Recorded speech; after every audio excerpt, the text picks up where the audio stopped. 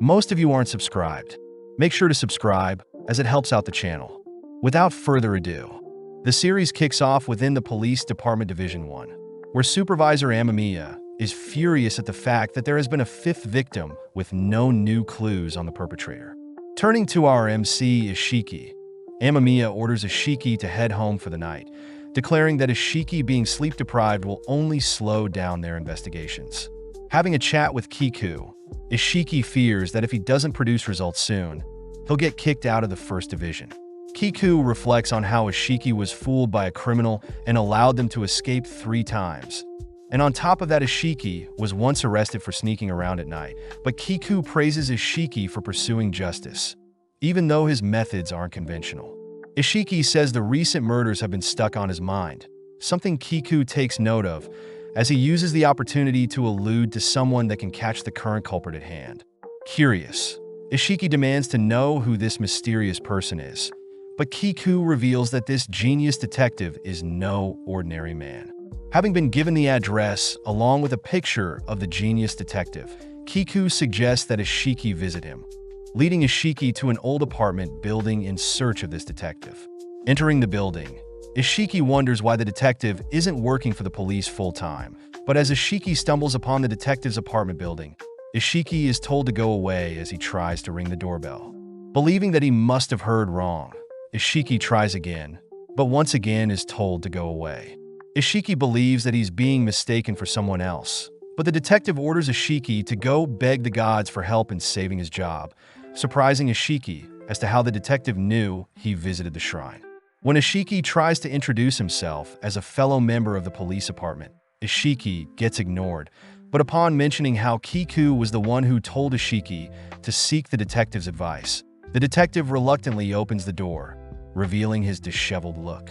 Ishiki is in complete shock, wondering if this is the same Kamonohashi Ron as the slick-back gentleman in the photos, frightened to see Kamo's dead eyes and unkempt hair.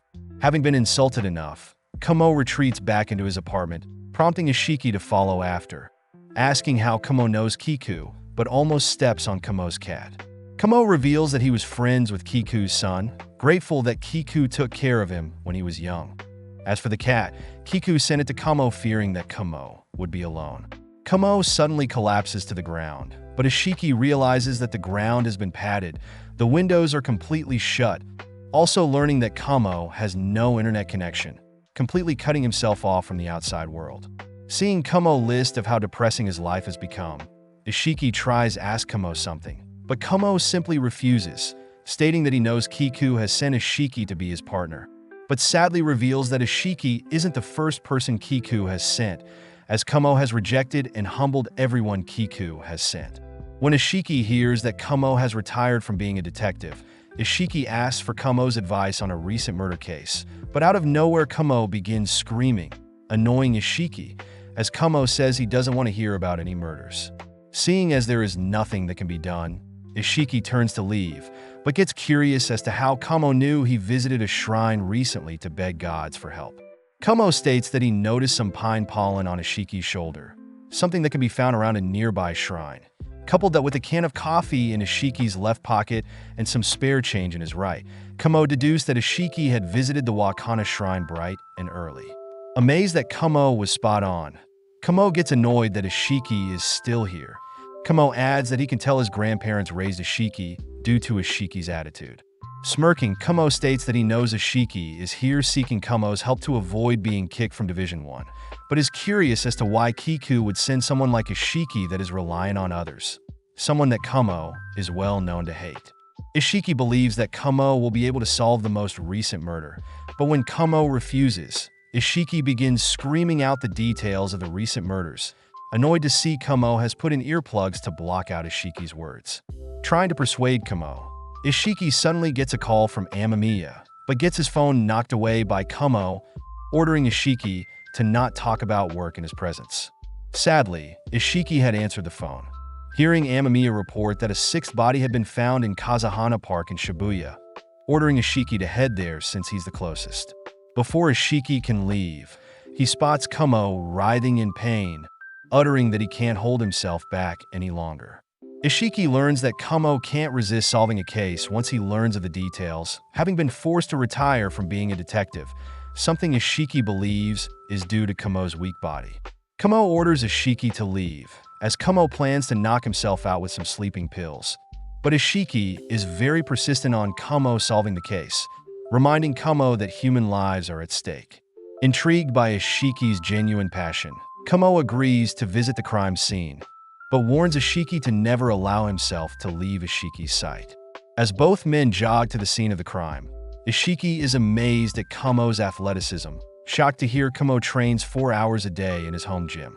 As Ishiki and Kamo are taken to the victim's body, they learn that the victim is a private investment broker, Okamesa. Apparently, Okamesa didn't end up going to a scheduled party last night. But as a police officer recounts some more details, Kamo suddenly lays down next to the victim's corpse.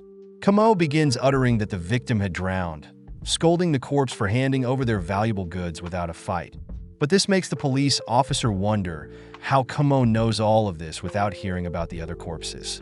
Kamo states that the white froth from the victim's mouth indicates possibility of drowning, and since his suit is still intact, Kamo deduces that his watch along with his wallet must have been stolen as well. Hearing all of this, Ishiki states that the other victims had similar deaths, all having their bodies intact, with no signs of poisoning, only their valuable goods were stolen, and their bodies seemed to have drowned. Kamo asks for more details on the victims, only to be handed a tablet of all the victims and where they were heading before their deaths. Seeing no overlap between victims, Ishiki wonders if there was a location to drown the victims, giving Kamo an idea of who the perpetrator is and where they can be. Leaping onto his legs, Kamo declares they'll be heading out, but first asks Ishiki for some spare cash. With Kamo disguising Ishiki in a fancy-looking outfit, they have to change Ishiki's hair at a nearby hair salon, but Ishiki notes how he's sleep-deprived, so he'll probably fall asleep. As Ishiki heads inside to meet with the barber, Kamo lays outside, weirding out some kids, with Ishiki and the barber having some small chit-chat. The barber asks for Ishiki to place his hair into the basin to be shampooed. As the barber heads off to retrieve some towels, the barber prepares to take out another item, but suddenly realizes that Ishiki has fallen asleep, smirking as he turns on the sink to drown Ishiki. Out of nowhere, Kamo appears, revealed to have picked the door's lock, declaring that the killer is the barber, but at the same time Ishiki lifts his head, having followed Kamo's instruction to hold his breath. Kamo reveals that the victims exhibited no signs of passing due to drugs or violence, since the barber has specially crafted a basin that poured out oxygen-deficient air. Something, when coupled with water, would immediately cause the victims to faint only to then drown. Kamo reveals that all the victims had messy hair. Therefore, the murderer only targeted people that were looking for a haircut, and by narrowing down the shops to ones that accept walk-ins and a place not known to many. Kamo states that the barber targeted only the rich, hence why Ishiki had to change his outfit, but when Kamo reveals they are detectives, the barber knocks down some shelves, fleeing. As the two chase after Barber, Kamo reveals that he had locked down the barber's escape route, demanding to know the barber's motive behind killing 6 people. When the barber declares that he hates the rich and doesn't regret his actions, Kamo suddenly orders the barber to jump to his death, weird as Kamo's eyes are suddenly glowing. With the barber now sharing those glowing eyes, the barber mindlessly follows Kamo's orders, all whilst Ishiki rushes to stop the barber. As Kamo snaps out of it, he scolds himself for letting his curse take effect once more, but surprisingly, Ishiki had managed to catch the barber before he jumped, buying Kamo enough time to save them both with a makeshift bungee rope. As the other detectives arrive, Kamo fills Ishiki in on his curse that causes him to slay the murder culprit, revealing that Kamo has a 100% success rate on solving cases, but his capture rate is 0. Realizing why Kiku sent Ishiki, Kamo declares that Ishiki's ability to protect others will overcome Kamo's fatal flaw, declaring that they'll work together moving forward. Flashing back, we see several people gathered around a young Kamo, completely amazed that Kamo was able to solve a cold case. Given the title of the smartest student in his school, Kamo's peers and teachers have high hopes for Kamo's future, a future where Kamo plans to become a detective. With a new day arriving, Ishiki visits Kamo's apartment, frightened when Kamo suddenly opens the door, excited to see Ishiki. Ishiki apologizes as he hasn't been assigned a case, disappointing as Kumo returns into his apartment, laying on the ground. Ishiki notices Kumo mumbling, annoyed that Kumo is blaming him for wasting his talent. But Ishiki gets curious upon learning Kumo used to attend Blue Academy, the world's most elite detective training academy. The academy also produced all the best detectives known to date, but although Kumo ranked higher than them all, during a practical exam, Kumo had wounded up slaughtering all the attendees, leading to Kumo being expelled and forbidden from obtaining his detective license. Ishiki wonders what's so important about a detective license, but Kumo reveals that the license gives detectives access to the world's toughest mysteries. But sadly, Kumo will be executed by Blue if he even tries looking into any cases. Suddenly realizing that Kumo technically looked in the barber case with him, Ishiki fears what is going to happen to Kumo, but Kumo states that he'll have to lay low from here on out. Kumo reassures Ishiki that they'll still solve cases together, but Ishiki will have to do the digging whilst Kumo guides him. Ishiki refuses to be Kumo's puppet, but Kumo ignores Ishiki's cries, stating that he'll disguise himself when showing up to crime scenes, as Kumo needs to see and pay respect to the victims. When Ishiki tries to back out, Kumo simply scolds Ishiki for not bringing any cases to him, but Ishiki reveals that his boss, Amamiya, decides what he works on. When Kumo is curious as to who Amamiya is, Ishiki shows Kumo a picture of her, prompting Kumo to compliment Amamiya's looks, but also deduces that someone must have taken the photo for Ishiki. Ishiki admits that it was a co-worker that fancied Amamiya, but as for himself, he personally is quite scared of her, something Kumo has noticed as well. Apparently this morning, Division 1 had received a report of a male corpse in his 20s with a head injury, but upon seeing a picture of the body, Amamiya went to check the scene of the crime, leaving Ishiki with his tasks to complete. Kumo praises Ishiki for receiving a task only he can solve, but Ishiki reveals that he's only ever assigned easy and boring tasks, with the most recent one being a report of missing money from a piggy bank. Ishiki apologizes for such a boring task, but Kumo states that he'll make everyone respect Ishiki, springing to his feet, donning a disguise, only to declare that no case shall go unsolved. As the two leave, Ishiki almost steps on the cat again, only to visit and introduce themselves to the girl that had reported the crime. Upon entering the women's house, Kumo strangely begins tinkering with a suitcase, believing it to be the piggy bank, but learns the girl's sister is home and it's her suitcase. Led to the actual piggy bank, Kumo is amazed that the girl has a rubber piggy bank. Ishiki begins asking questions, learning that the girl and her sister were out the other day, only to return and notice money missing from her piggy bank. Exploring the room, Kumo gets his mustache stuck in some of the sister's jewelry. But when Ishiki scolds Kumo for not taking the case seriously, Kumo asks Ishiki why he thinks none of the jewelry had been stolen when the piggy bank was robbed. Ishiki admits that he has no idea, but the girl does add that she's been getting some silent phone calls lately and has been locking up early. Smirking, Kumo states that everything makes sense, collapsing to the ground only to declare that he gives up. As Ishiki scolds Kumo for giving up so easily, the sister comes home. Sitting down with the two girls, Ishiki learns that the sister was visiting her parents when the crime took place, but the girl butts in promising that she isn't lying about her piggy bank being lighter when they returned home. When the sister says the girl is simply imagining things, Kumo speaks up, suggesting that they all give up. As the girl declares that she remembered her piggy bank being tough like an iron statue, Kumo declares that he has all the pieces he needs to solve the issues, asking to break open the piggy bank. As they open up the piggy bank, the girl attempts to count the coins, but Kumo stops her, declaring that they will have forensics look for fingerprints. In the meantime, Kumo heads out for some fresh air. Cutting to later that afternoon, Kumo is seen on a hill near a creek where Ishiki has met up with Kumo, reporting that none of the coins had the girl's fingerprint. As Kumo turns around, he reveals that they are at the same crime scene as Amamiya's this morning, both heading down to have a closer look. As Ishiki introduces Kumo as a friend, Kumo asks if Amamiya would be impressed if Ishiki solved the case, but entertaining Kumo's offer, Amamiya threatens to fire Ishiki if he doesn't solve the case. As Kumo lays down next to the corpse, he declares that everything is ready, tossing Ishiki a bag.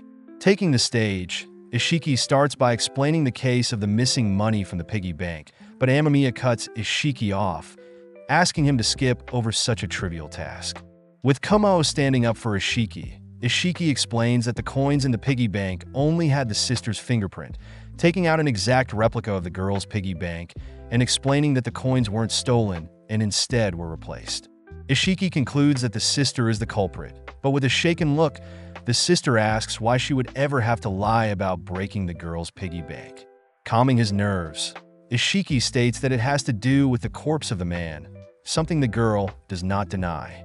Ishiki deduces that the girl had returned home one day, only to stumble onto a stalker waiting for her, but having been chased in her living room by said stalker, the girl reached for the piggy bank, shattering and killing the man in self-defense.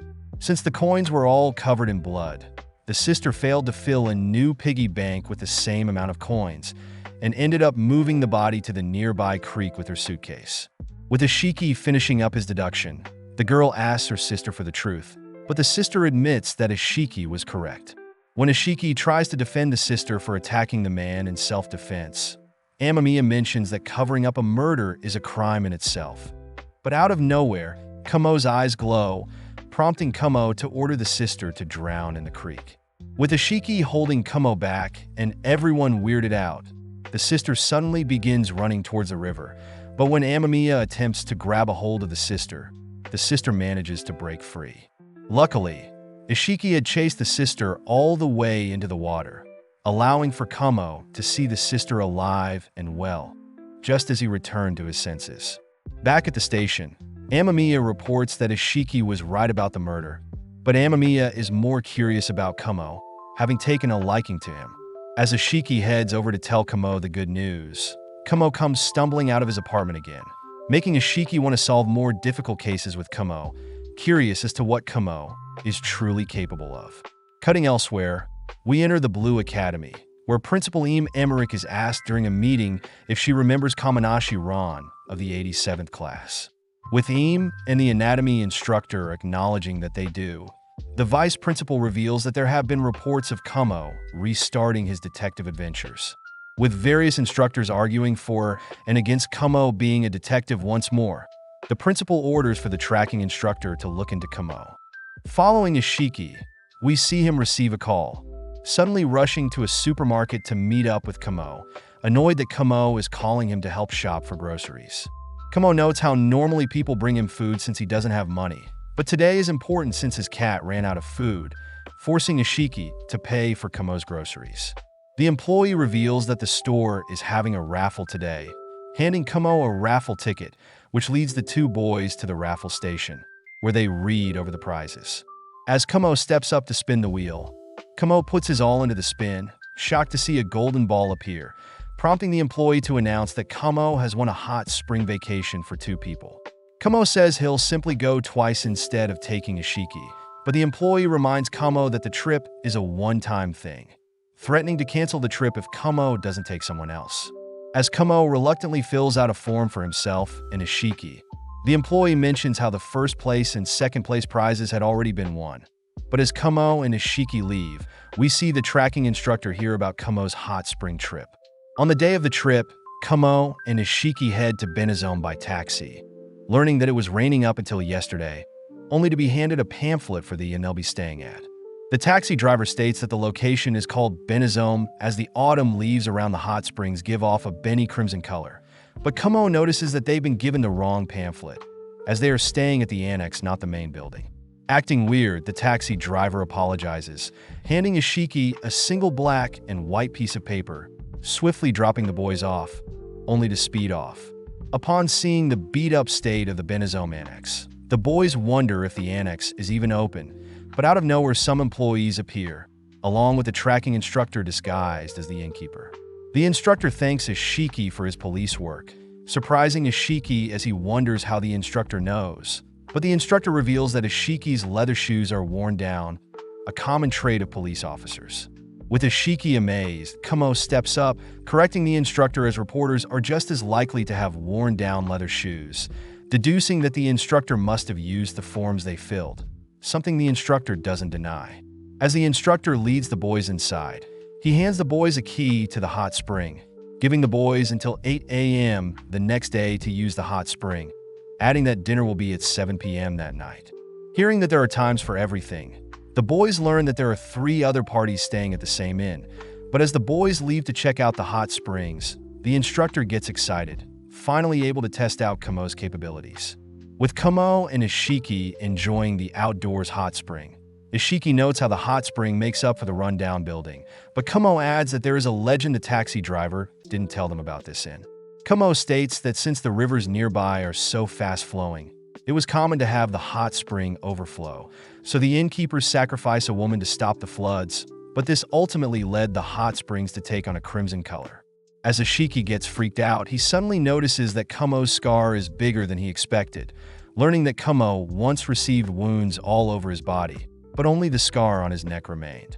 Ishiki notices a number in the scar, which Kamo confirms to be the number 6, representing his birth, but Kamo takes the chance to tease Ishiki for being a grandma's boy. Heading to the Benny room for some dinner, Kamo and Ishiki sit amongst the other guests, with Kamo being served an omuris covered in black sugar syrup. Kamo reveals that black sugar syrup helps him think, but Ishiki knows Kamo just likes sweets. Turning around, Kamo watches as a man and women are served some amazing array of dishes, along with a lone woman eating alone, but Kamo notes how there is one group of members missing, as the instructor said there will be 4 in total. Kamo smirks excitedly as for what is to come, taking out the Game of Life board game, only to ask Ishiki to play with him. But Ishiki apologizes to the other guests since Kamo is being too loud.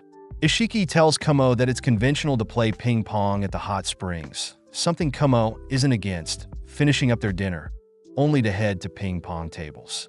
Ishiki voices how dirty the room in general is, but Kamo notices an ancient scroll retelling the story of the Crimson Hue, making Kamo and Ishiki wonder if the legend is true. As the two prepare for their first match of ping pong, Kamo begins his serve, all whilst declaring that the loser must become the winner's slave for life. Completely caught off guard, Ishiki accidentally deflects the ball out a broken window, spotting it on a rock in the nearby river. Since there are no more balls, they both reason they should retrieve the lost ball, but with several minutes passing, the boys are quivering, having lost the ball in the river. As the boys hop into the hot spring to warm up, a sudden silhouette approaches, revealed to be Amamiya, who is also here to enjoy the hot spring. With Amamiya's cries echoing through the night, everyone is gathered in the dining area at around 10 p.m., all noticing Amamiya, who is completely embarrassed, having found out that she stumbled into the men's bathing area, afraid that Kamo now thinks she's a pervert. Just then, the woman from the other table cries that she wants a divorce, shocking her husband, but luckily Amamiya butts in, begging them not to divorce. With Ishiki realizing that Amamiya is drunk, Amamiya drunkenly heads elsewhere, but due to the commotion, the woman realizes she overreacted, telling her husband that she needs to cool down in the hot spring. Seeing that the husband is now alone, Kamo asks if he wants to play his Game of Life board game, managing to also convince the blonde women to join in as well. Cutting several hours later at 2 a.m., Kamo is dead last, all whilst the husband and the blonde dream of reliving their lives. Since it's already late, they pack up the board game, heading to sleep, all whilst the instructor watches from nearby. The next morning, a blood-curdling cry can be heard, following Amamiya, who runs into an employee who discovered a body. As everyone heads to the hot spring, they spot the wife's corpse floating in the hot spring, forcing Ishiki to hold back the husband as he cries out his wife's name, Sachiko. Amamiya notices that the body is entering rigor mortis, meaning that the death must have occurred sometime between midnight and 2 a.m. Getting close, Kamo promises to avenge Sachiko, something Amamiya finds very attractive. Kamo notes how there are too many leaves on the corpse's body, but the blonde woman cries that it is a curse, something that makes Kamo smirk. Signaling for Ishiki to take over, Ishiki begins asking the employee if they heard anything weird last night, but the employee reveals that since the inn is small, only one person takes turns watching over the employees, revealing that the instructor last night watched over everyone. The instructor brings up that he saw everyone playing the board game last night, all but Sachiko and Amamiya, declaring that Amamiya must be the culprit. As Amamiya hangs her head in shame, Kamo declares that Amamiya is innocent and that the culprit is someone else, stating that he'll prove that to everyone. Hearing that Kamo declares that he'll solve something, the instructor smirks, waiting for Kamo to overstep and allow Blue Academy to end Kamo's career. Sadly for the instructor, Kamo corrects himself, stating that Ishiki will be the one solving the case, scaring Ishiki as he has no idea where to start. Kamo cuts Ishiki off, stating that Ishiki has already found all the clues needed, revealing that they should focus on the secret legend of Benizome and how the water would turn red with leaves. The husband wonders if Amamiya can be cleared of suspicions, but Kamo is more curious as to why Amamiya looks so confused, learning that Amamiya didn't come by taxi and hence didn't read the pamphlets that told the legend. As Ishiki remembers Amamiya saying she came alone, Kamo expands on what Ishiki is saying, revealing that Amamiya came from the stations whereas the others only know of the legend since they took the taxi. Kamo concludes that the murder of Sachiko was an attempt to recreate the legend. Therefore, Amamiya can't be the culprit since she doesn't know what the legend is about, something that employees can confirm since the inn doesn't speak of the legend. With the instructor baffled that Ishiki came up with all of this, Kamo asks Ishiki who he thinks the murder was, but when Ishiki states he doesn't know, Kamo jokes that it may actually be the work of a curse. Just then the blonde speaks up, stating that last night as she was heading to dinner, she saw some white mist appearing from the hot spring, believing it to be something paranormal. At the same time, Kamo cries that he's found something, but when Ishiki goes to check what it is, he realizes it's their ping pong ball from last night. Kamo concludes that the rain last night must have washed everything downstream, suddenly spotting a bath mat nearby, wondering if it could be used to retrieve the ping pong ball. As Amamiya appears, she heads directly to Ishiki, only to reluctantly thank Ishiki for clearing her of suspicion earlier.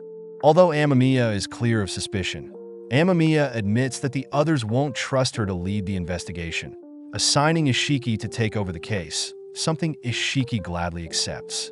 With Amamiya reverting back to insulting Ishiki, she scolds herself for strangely acting weird yesterday, but upon hearing this, Kamo declares that he now has all the pieces he needs. Seeing Kamo's glorious eyes, Amamiya can't help but faint at the sight of Kamo's beauty, but at the same time the police arrive, making everyone lock eyes with each other. Heading upstairs, Kamo heads into one of the rooms, prompting the instructor to follow after Kamo, both entering adjacent rooms.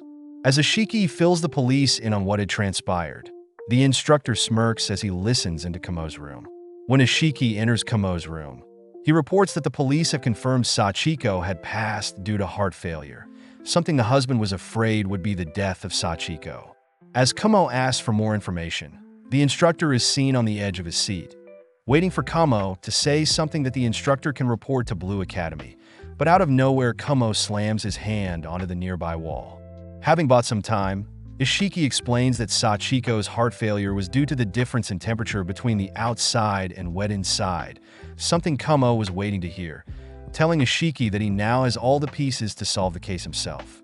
As Ishiki gathers everyone around, he declares that the case was indeed murder, stating that it's someone amongst them. Ishiki states that the murderer must have known of Sachiko's weak heart, declaring the husband to be the murderer, but the husband nervously asks why he would murder his own wife. When the husband reminds everyone that he was with everyone at the time of Sachiko's death, Ishiki interjects, stating that the husband had an alibi, but the husband had set a trap for his wife. As the husband panics, Ishiki takes out a bath mat, placing it at the top of the stairs into the hot spring, revealing that the husband hoped his wife would trip over. When Amamiya scolds Ishiki for his outrageous claim, Ishiki reveals that Sachiko had very poor vision, meaning without her glasses, she would easily fall for a simple trap. The blonde speaks up, wondering if that was enough to induce thermal shock, but Ishiki corrects everyone, stating that the hot spring wasn't filled with warm water, but instead freezing water. With everyone wondering how cold water could enter the hot spring, Ishiki shows off a discarded rain gutter, explaining that the gutter could have been used to draw ice-cold water from the nearby river, whilst also filtering out the warm water. This also explains why the blonde lady saw the mist last night, as it was the hot spring water being dumped into the nearby river.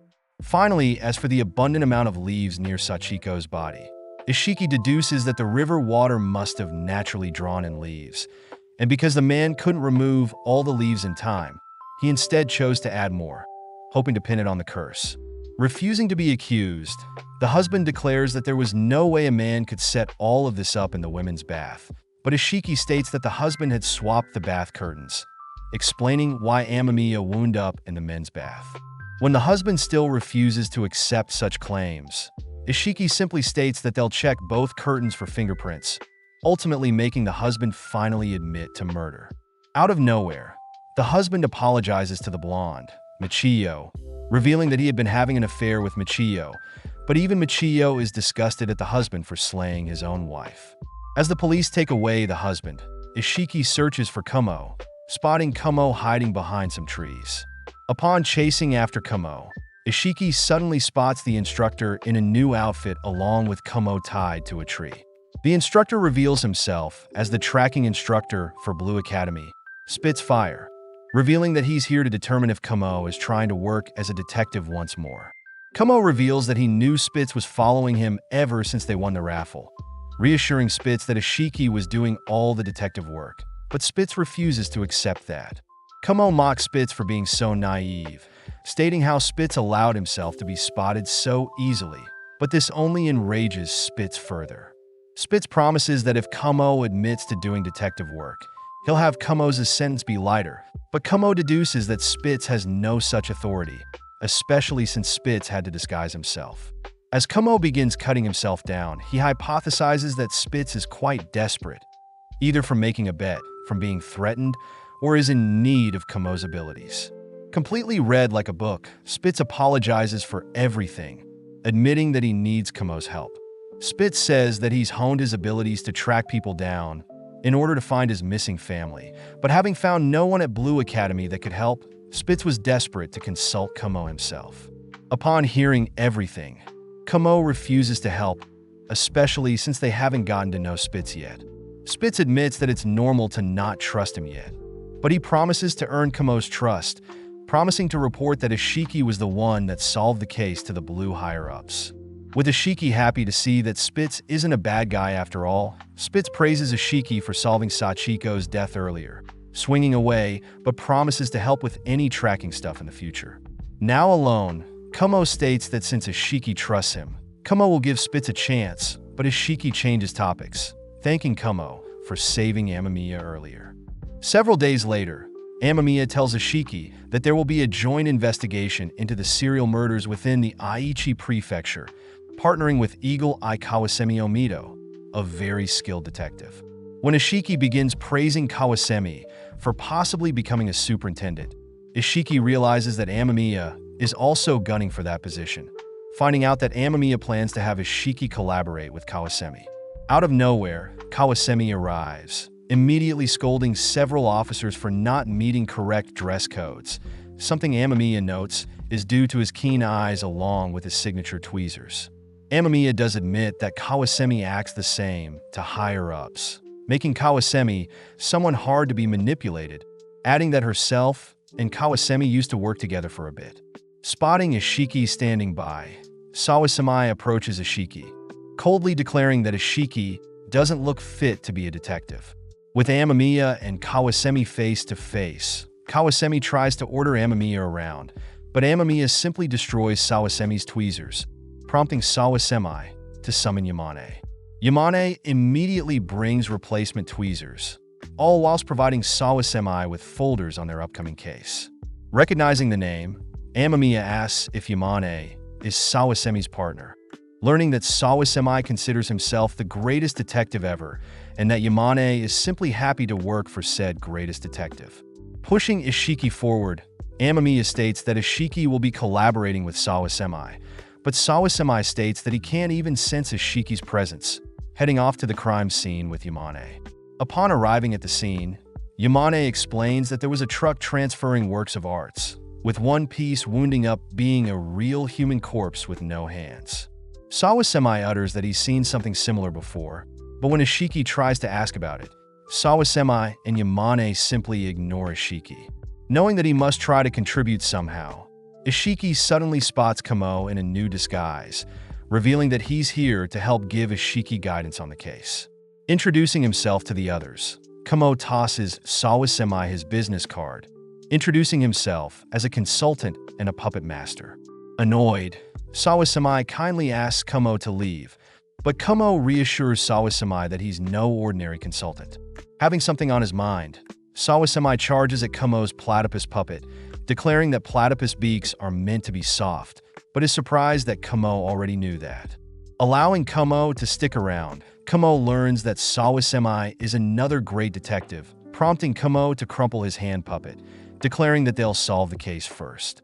When Ishiki mentions how Sawasumi has been withholding information from them, Kumo confronts Yamane, learning that there have been 3 other similar cases, where victims have been killed with a stab to the chest, but wound up with 2 severed hands. Yamane declares the murderer to have the name Hand Collector, something that gets Kumo fired up, knowing that he'll be greater than Sawasumi if Kumo can solve the case first. Sadly, Yamane reveals that Sawasumi had already narrowed down the case to a few suspects, with them even confronting who they believe is the murderer last night. But unfortunately, both Sawasumi and Yamane were unable to subdue the Hand Collector. Sawasumi states that he'll be the one to capture the Hand Collector, but Sawasumi does reveal that the culprit they let get away is the most recent victim inside the truck. With Kumo intrigued, he enters the truck, kneeling before the victim, only to observe that the victim must have been taken to a warm place, having worn light clothing during such a cold time. Spotting a tattoo on the victim's arm, Kumo wonders what type of bird it could be, but Yamane chimes in, stating that it is a kelp bird, and it matches the tattoo the man had last night. Out of nowhere, Kumo asks for help taking off his hand puppets, but this makes Sawasumi scold Kumo for having put faith in Kumo. As Ishiki helps Kumo pull off his hand puppets to the side, Kumo times it perfectly, allowing Ishiki to fall back whilst removing the hand puppets in Sawasumi's direction. With Sawasumi easily evading Ishiki falls into Yamane, prompting Kumo to declare that Sawasumi is lying. Intrigued, Sawasumi hears Ishiki, with the help of Kumo, accuse Sawasumi of having extraordinary reflexes and agility, meaning there was no way Sawasumi failed to capture the handcuffed culprit last night. Sawasumi notes how he did hear about a brilliant detective solving cases recently, shocked to hear that it was Ishiki, but Sawasumi admits that he did lie. Sawasumi reveals that Yamane was the one that let the culprit escape, having come back with a missing button on his sleeve, but seeing as Yamane works for Sawasumi takes the blame for not training Yamane correctly, something Ishiki realizes is quite admirable. As Yamane apologizes for failing, Kumo suddenly utters that Yamane is still missing a button on his sleeve, freaking Yamane out as he utters that he doesn't want to disappoint Sawasumi again. Luckily, Kumo reveals that he had used Yamane's lost button for an eye on his platypus, prompting Yami to utter that he found the button this time, but this gives Kumo all the clues he needs to solve the case. Taking out his phone, Kumo phones a mysterious person, putting him on speaker, making Ishiki realize that it's the tracking instructor Spitz. Spitz states the most recent victim is 48-year-old Mushino Koji Minoru, and having visited his apartment, Spitz reveals that Mushino Koji is indeed the hand collector, having stored all the hands in his apartment and fridge. As Ishiki and Kumo head elsewhere, Kumo tells Sawasumi that Ishiki will be the one to solve the case, cutting to Kumo and Ishiki in a bathroom, where Kumo tells Ishiki some crucial details. That evening, Kumo and Ishiki return, with Ishiki now stating that he'll explain everything that transpired. Ishiki starts by confirming that Mushino Koji is indeed the hand collector, but the reason for his death is due to a copycat, but Sawasumi already knew all of this. Ishiki reveals that Mushino Koji actually stabbed himself in the heart, having given up when Yamane and Sawasumi cornered him. But at the time, Mushino Koji had a jacket, so someone must have hid the jacket to make the copycat murder seem realistic. Sawasumi realizes that since only he and Yamane were the only two that were with Mushino Koji last night, it means Yamane must be the copycat. When Yamane tries to refuse such a claim, Ishiki reminds Yamane that last night it would have been impossible to see anything when chasing after Mushino Koji, but the fact that Yamane had enough time to recognize Mushino Koji's unique tattoo makes Yamane suspicious. Still refuting Ishiki's claims, Ishiki reveals that Yamane had lost his handcuffs the previous night, hence why he panicked when he had lost his button. Ishiki suspects that Yamane had lost his handcuffs during his pursuit of the culprit, But seeing the opportunity, Yamane had made Mushino Kuji escape with said handcuffs, only to sever Mushino Kuji's hands to cover his bases. With Sawasumi unable to believe his most trusted committed something so foul, Ishiki reminds Sawazum that Yamane did everything out of desperation to live up to Sawasumi's standards. As Yamane collapses admitting to everything, Sawasumi helplessly watches as Yami is taken away, but Sawasumi promises to wait for his one true partner to return, bringing Yamane to tears. Turning to Ishiki and Kamo, Sawasumi reveals that he's jealous of their partnership, revealing that he knows Kamo is the true mastermind. But as Ishiki complains about how annoying Kamo is, Sawasumi praises Amemiya for having such a unique specimen like Ishiki.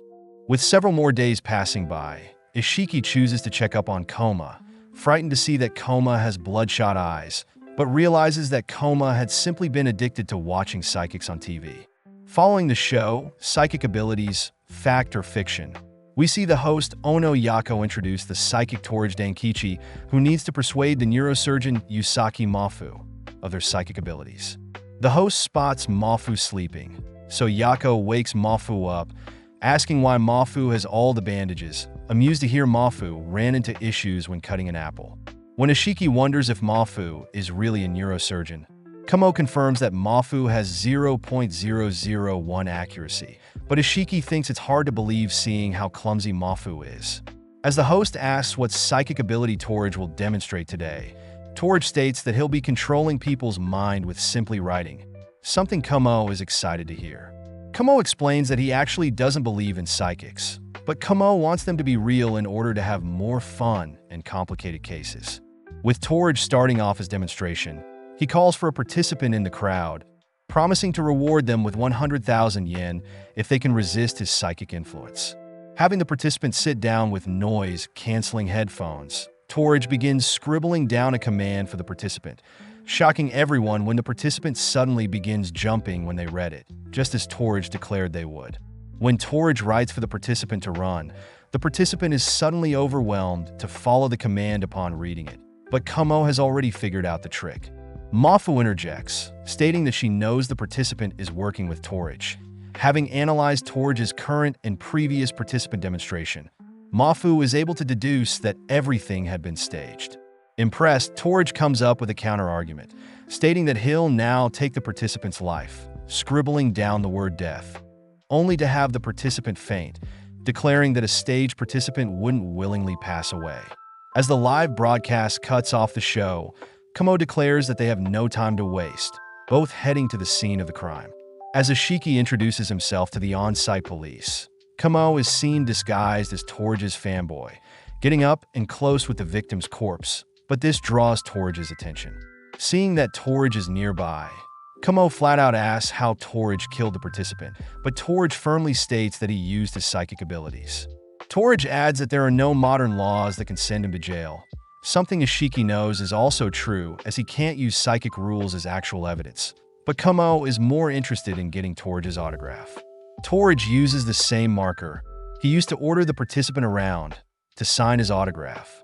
Both Kamo and Ishiki note how thick the signature is, but as Torage leaves, he smirks, blaming Mafu for not believing in his psychic abilities, which led Torage to take a life. Now checking in on Mafu, the boys meet Mafu's assistant Shikata, reassuring Mafu that the death of the participant was not Mafu's fault. Mafu refuses to accept that she allowed someone to die in front of her as a trained professional. Kamo asks if Mafu believes in psychics, but Mafu isn't too sure, having diagnosed the participant was killed due to poison, specifically something potent. Hearing this, Kamo declares that he agrees, having spotted a mark on the victim's neck that could have been from a poison needle. Ishiki asks how Torage would have poisoned the participant, but Mafu reveals that Torage never made any suspicious actions towards the participant, and that there was no one behind the participant. As Mafu begins admitting defeat, Kamo jokingly states how proud he is of Torage, but upon hearing that Mafu had come directly from a surgery just to prove the psychic wrong, Kamo declares that they'll solve the case for Mafu. With everyone shocked at Kamo's change in demeanor, Kamo states that Ishiki will solve this case, going over the events that transpired. Kamo recounts that when the participant was ordered to die, he shut his eyes only to collapse to the floor, But when Mafu gave the participant CPR, the participant briefly came back, only to stop breathing again. Ishiki reports that there were no signs of a poison needle use, making Ishiki believe that psychics exist. But Kumo reveals that he has all the pieces he needs, stating that the trick involves the fact that it was done on TV. As Mafu gives Kumo some eye drops, we cut to Ishiki gathering everyone around, stating that he'll now reenact what Torich had done. Standing in the same position as Torich, Ishiki asks Mafu to act as the participant, and Ishiki will hold up the same cue cards, asking to borrow Torich's marker. With Torich refusing to lend Ishiki his marker, Mafu gets annoyed, scolding Torich for taking the matter too lightly, but accidentally trips, managing to grab a hold of one off Torich's many markers in the process. Ishiki puts noise-canceling headphones on Mafu, first ordering Mafu to jump and run, but everyone is skeptical at what Ishiki is trying to prove. Next, Ishiki holds up the death cue card, asking Mafu to stand next to him while she reads it, shocking everyone when Mafu suddenly collapses. Ishiki reassures everyone that Mafu is fine, revealing that Torich did a little trick when showing the participant the death cue card, revealing that when the cue card is flipped, it also spells out sleep. Since the participant would pretend to act out anything Torich wrote, the participant pretended to sleep, and due to the noise-canceling headphones, the participant didn't know how severe his acting was. It wasn't until the show was canceled that Torich used the chaos to secretly inject the poison, explaining why Mafu's CPR had seemed to wake the participant up, only for the poison to finally take their lives. Refusing to accept such nonsense, Torich demands to know where the murder poison needle is, but Ishiki simply takes out Torich's thick double-sided marker, revealing that the thinner side of the marker concealed the poison needle. With Torich out of luck, he admits defeat, but reveals that the participant that he was working with threatened to reveal Torich's tricks. Out of nowhere, Kumo tosses Torich's marker, ordering him to stab himself. As Torich slowly raises the pen towards his face, Ishiki dashes forwards, prompting Torich to stab Ishiki with the pen. As Kumo and Torich snap out of it, Mafu and Ishiki admit that there is not enough time to save Ishiki, but luckily, earlier when Mafu had tripped, she had unknowingly grabbed one of Torich's regular markers, meaning Ishiki wasn't poisoned. As Kumo and Ishiki head elsewhere, Kumo apologizes for putting Ishiki through all of that, stating that he'll stop solving cases. That way, Ishiki won't have to constantly risk his life to mitigate Kumo's curse. Heading outside, Ishiki helps untangle a tangled-up Mafu, shocked to hear the reason Mafu is so committed to disproving psychics is because she once had a patient that refused normal medicine, believing that a psychic could heal them, but ended up passing due to said beliefs. Realizing something, Ishiki thanks Mafu for the inspiration, rushing off, but Mafu secretly wonders how Kumo was able to order Torich around. As Ishiki rushes to confront Kumo outside, Kumo reiterates how he doesn't want to put Ishiki's life at risk again, but Ishiki reminds Kumo that he's doing what he loves. Changing topics, Ishiki invites Kumo to watch a meteor shower with him on Nandan Island, a location famous for Kumo's favorite black sugar syrup. Several days later, Kumo and Ishiki ride a boat to their destination. Surprised that the boat driver, Takumi Jumanji, recognizes Ishiki, having heard that Ishiki is an acquaintance of Kawasemi. Getting suspicious, Kumo asks why a famous detective like Ishiki was invited to this meteor shower, learning that there was an incident that happened a long time ago, but before Jumanji can divulge what happened, Kumo blocks his ears, not wanting to be a detective anymore. With Jumanji reassuring Ishiki that everything will be fine, they make it onto the island, where Jumanji gives Kumo and Ishiki a tour, telling them about the luscious sugarcane that farmers across the world visit to harvest. As Jumanji reveals that it'll just be the observatory staff and the guests, Kumo gets excited being so close to the sugarcanes that yield the black sugar syrup. But Ishiki gets more annoyed hearing that Kumo wants to try hula hooping on the island. With Jumanji happy to see Ishiki and Kumo bicker, he states that he'll request that their chefs tonight add black sugar syrup to their meals, ultimately heading to the Nandan Observatory. Upon entering the observatory, they make note of the lobby and cafeteria on the first floor, but find it weird that there is a pistol being displayed. Jumanji states that the pistol is a replica meant to ward off evil spirits, as it was traditional to keep flintlocks as a charm to protect one's sugarcane. Heading to the second floor, Jumanji states the guests will be staying on the second floor, leading them to the door that opens to the observation dome. But upon opening the door, the three hear a massive cry. With the sound of the voice revealed to be Uno the chef, Uno acknowledges Jumanji as the director, apologizing as she was simply relieving her stress in the soundproofed room. Uno tells the director about Donzawa, the guest bossing her around for getting his order incorrect, but gets more pissed hearing that another guest wants her to add black sugar syrup to her menu. As Uno realizes that Kamo and Ishiki are guests themselves, she apologizes for not being more professional, all of a sudden spotting Donzawa enter the room. Immediately, Ishiki gets weirded out by Donzawa's peculiar haircut. Learning that Donzawa had cut his hair to be able to look through a telescope, but seeing the other guest, Donzawa calls everyone impure. Butting in, Onodera introduces herself as a photographer, stating that Donzawa is simply disappointed that people who won't appreciate the meteor shower are here. Onodera does mention another guest present, prompting John Grizzly to enter, someone Kumo recognizes as Blue Academy closed circle theory instructor and one of the only people Kumo respected. When John asks why Kumo is here, Kumo states he's simply here on holiday, prompting the director to state that all the guests are here, making Kumo wonder why such a high-class detective like John is present. When Onodera offers to tell everyone about the horrible incident that occurred several years ago, Kumo states that he doesn't want to hear it, but gives in, blaming Ishiki for convincing him. Taking over, John recounts that 10 years ago, the conditions for the Leonid meteor shower were perfect, but sadly 6 individuals along with the director at the time were all gunned down, something that surprises Kumo. The current director admits that his father was the director 10 years ago, and that the gun was never found nor was the killer identified. Jumanji states that he wanted to honor his father's last wish to hold another viewing party, something that the guests praised Jumanji for doing. But out of nowhere, a girl interrupts. Apologizing for Jumanji's tragic past, the voice introduces herself as the idol of constellation Orion, Oriheim, with Ishiki completely infatuated by Oriheim's beauty. But out of nowhere, the dome begins to open, revealed to be Kamo, who is simply messing around. As the massive telescope spins, Jumanji reveals that a computer automatically moves the telescope to the nearest stars, but Ishiki learns that they won't be viewing the meteor shower through the massive telescope, as viewing it with their eyes will be far more enjoyable. Jumanji states that they'll be viewing the meteor shower on the roof at 11 p.m., asking everyone to head to the buffet, but Uno and Ishiki can't help but notice Kamo has doused all his food with black sugar syrup. Donzawa and Onodera reveal that Kamo is actually quite well informed when it comes to astronomy, not even surprised that it's one of Kamo's hidden skills. Just then, Ishiki wonders how much John knows about Kamo's curse, heading over to chat with John.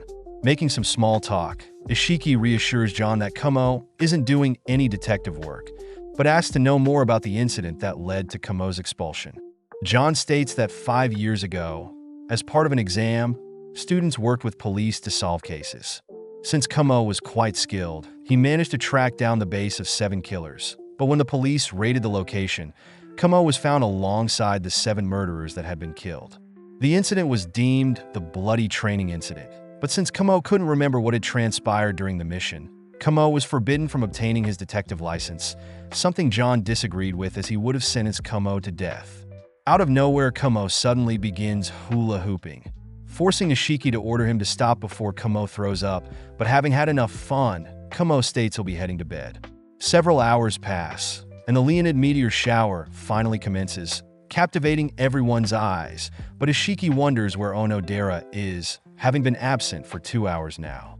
Just then, the dome begins to open and a gunshot can be heard, prompting everyone to run towards the observatory room, where they realize the door is locked. With the help of everyone, they manage to barge the door open, but with the lights not working, Uno rushes to get a flashlight. Upon shining the light around the room, everyone is horrified to see Onodera shot and Kamo laying beside her. With Kamo stating that he doesn't remember what happened, everyone begins crying for Kamo to be restrained, but John roars for everyone to freeze as he needs to analyze the situation. With Kamo putting his faith in John and Ishiki, John examines Onodera's corpse. noting how her body is still warm with a gunshot wound perfectly through her heart. As John holds onto the gun, he notes that all the lights in the room have been shattered and that there is no possible way to escape through the dome, the vents, or any hidden passage. With his observations, John states that the killer can only be Kamo, but when Kamo tries to point out that someone must have locked the door, he's surprised to see that there is a set of master keys lying beside him. With no other choice, John orders Ishiki to arrest Kamo, which Kamo doesn't disagree with. As people fetch Kamo's shoes, John orders Jumanji to call the police on the mainland, cutting to a room where Ishiki asks if Kamo reckons it's the same bloody incident from 5 years ago. Kamo admits that everything feels all too familiar, shaking as he believes he truly did shoot Onodera. But Ishiki reminds Kamo that they shouldn't operate on pure speculation and that Kamo would never harm the innocent. Realizing something, Kamo reveals that he's never been good with a gun, meaning it must be someone else that framed Kamo, since Onodera's gunshot wound was perfectly through her heart. With Kamo chained inside the room, Ishiki rushes outside, allowing Kamo to relax a bit, admitting that he had panicked 5 years ago, but is relieved to have Ishiki to put his faith in. As a storm begins to brew on the island, Jumanji gets notified that police won't be able to make it to the island until the morning, but at the same time Ishiki is seen in the observatory dome room. Ishiki is sad that he couldn't find any hidden escape paths, but upon inspecting the shattered lights, he realizes that they've all been precisely broken with a single bullet, right down the middle. Knowing that Kamo couldn't possibly perform such a feat, Ishiki kneels next to Onodera, praying for her, only to realize that the computer in the room must have some sort of recording when the dome opened and there were gunshots. As Ishiki stumbles onto several files, someone sneaks up behind him, but when Ishiki turns around, John apologizes, having thought Ishiki was the criminal. John states that he's brought a ladder to further inspect the dome, dead set on gathering evidence against Kamo, but John knows Ishiki still wants to prove Kamo as innocent. John states that he's already interviewed everyone, informing Ishiki that Onodera had disappeared around 11 p.m. to get her camera equipment, but John notes how weird it was for her not to have it set up earlier. Additionally, it's apparent that it was 1 a.m. when Onodera was shot. John reveals that Jumanji had visited his office around 11:30 p.m. but had returned by midnight. Donzawa had gone to the bathroom at midnight, but had returned before 1 a.m. when the gunshot was heard. Ono was in the kitchen from 11 p.m. to 1 a.m., but was with Oriheim when the gunshot was heard, and Oriheim was live streaming up until 12:40 a.m. when she headed to the kitchen to chat with Ono. Since John and Ishiki remained on the rooftop the entire night, it makes Kamo the only possible suspect, having gone to bed at 10:40 p.m. With Ishiki at a loss for words, Ishiki states that he refuses to accept Kamo as the criminal, disappointing John, as Ishiki is acting out of pure emotions. John wonders what Ishiki and Kamo's relationship is, surprised to hear that Ishiki and Kamo are friends, revealing that Kamo used to never allow anyone to get close to him and only strive for logical perfection. Changing topics, John asks if Ishiki found anything, prompting Ishiki to reveal how the lights were shot and that the telescope did indeed record something, but it only shows the inside of the closed dome up until when the dome opened towards the North Star and a gunshot can be heard. Evaluating all the evidence, John suddenly realizes something, handing Ishiki a key to uncuff Kamo, as John knows Kamo isn't the real culprit. John warns Ishiki to act fast, as something similar to the mass killing may occur, but cutting to Kamo, Kamo praises Ishiki for clearing his name. When Ishiki asks to know what John had deduced, Kamo reveals that it would have been impossible to shoot down the lights in a pitch-dark room, meaning the lights were either shot before 11 p.m. or after 1 a.m. Since everyone had discovered the dark room at 1 a.m., it means that the lights were shot before 11 p.m. Additionally, Kamo didn't have shoes on, and Kamo and Onodera's bodies were on opposite sides of the telescope, meaning it would have been impossible for Kamo to shoot Onodera given his circumstances. As Kamo prepares to leave the room, Kamo reveals that his brain is still sleepy, as he had been drugged, hence he went to bed early. When Ishiki accuses Ono of such an act, Kamo is clearly more interested in consuming more black sugar syrup, all whilst John stumbles onto some fishing line tied to the telescope. With Kamo and Ishiki back in Kamo's room, Kamo states that the criminal must have carried Kamo out of his room, but upon seeing that there are no clues left behind, Kamo deduces that it must have been a targeted attack. When Ishiki mentions how John wanted to apologize later, Kamo mentions how John's admirable personality is what Kamo respects about John. But out of nowhere, both Ishiki and Kamo suddenly spot John fall past their bedroom window. As Kamo and Ishiki rush to the bottom floor, John cries that everything is a trap, but when Kamo and Ishiki reach John's body, Kamo declares that John is dead. Getting serious, Kamo states that for a blue instructor like John to be killed, it must mean that the criminal is quite skilled and dangerous. Laying beside John's corpse, Kamo declares he'll get revenge, noting how there were no signs of a struggle, but spots John grasping onto some fishing line. At the same time, Jumanji and Donzawa arrive, shocked to see John is dead, but wonders what Kamo is here. With Ishiki reassuring everyone that Kamo is innocent, Ishiki gathers everyone up, revealing the same gun John had held on to was used to murder John. Going over everyone's alibis, Ishiki states that Jumanji was in his office when John was shot, Donzawa was in the first floor restroom, Ono was fast asleep, and Orihime was live streaming. With everyone seemingly panicking at the thought that they've all been cursed, Kamo speaks up, completely pissed that the culprit has the balls to blend in and act innocent. As Ishiki and Kamo go over the crime scene once more, Ishiki reenacts how Ishiki and the others barged open the locked door. But Kamo asks Ishiki how he thinks the criminal had locked the door from the outside when Kamo had the only master key and was locked inside.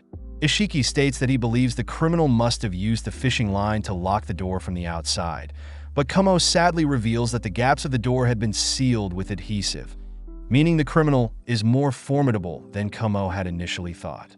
When Ishiki goes on to explain what transpired next, Kamo heads over to Onodera's corpse, spotting the vent in his line of sight, but it seems to be sealed shut. As Kamo asks Ishiki to help turn off all the lights, Ishiki manages to adjust his eyes to the darkness, spotting the switch for the room lights along with the open and closed switch for the dome. With Kamo realizing something, Ishiki begins to break down, fearing that the culprit will get away, but as Ishiki turns on the lights, he gets annoyed that Kamo has begun hula hooping. Kamo mentions how the fishing line got caught on his hula hoop, but when Ishiki still doesn't get it, Kamo declares that they've already solved the case. All that's left is to find the culprit. With Kamo tossing his hoop over Ishiki, Orihime suddenly appears, catching the hula hoop, only to ask if Ishiki had any more flashlights.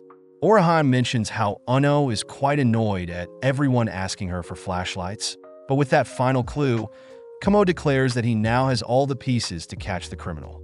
As Ishiki begins assessing the situation, he gathers everyone in the observatory dome, apologizing for the sudden meeting as he declares the murderer is indeed amongst them. Starting off, Ishiki recounts how there was another gunshot sound, followed by the death of John. Ishiki reveals that since the gunshot sound came from the rooftop, the murderer had intended for people to rush to the rooftop, but since Kamo and Ishiki saw John through their window, they managed to find John's body first. Ishiki reveals that the murderer must have been on the rooftop with John whilst it was still raining. Therefore, when they came to check on John's body, they purposely didn't bring an umbrella to conceal the fact that they were outside prior. With Ishiki declaring Jumanji as the murderer, Jumanji calmly expresses that he followed everyone outside out of shock, but upon seeing Kamo's cold glare, Jumanji reminds Ishiki that he was on the roof with everyone at the time of Onodera's death. Firing back, Ishiki reveals that he already knows Jumanji's trick, having snuck off before the incident. Jumanji had put Onodera to sleep, dragging her into the observatory alongside Kamo. With all the lights already shattered, Jumanji had planted Kamo with the master key and the gun, only to lock and glue the doors shut from the outside.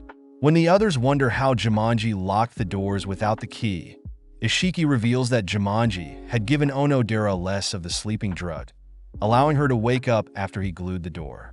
Since Onodera was still drowsy, she naturally wanted to turn on the lights, but when the lights didn't turn on, Onodera headed towards the door, accidentally locking the door from the inside.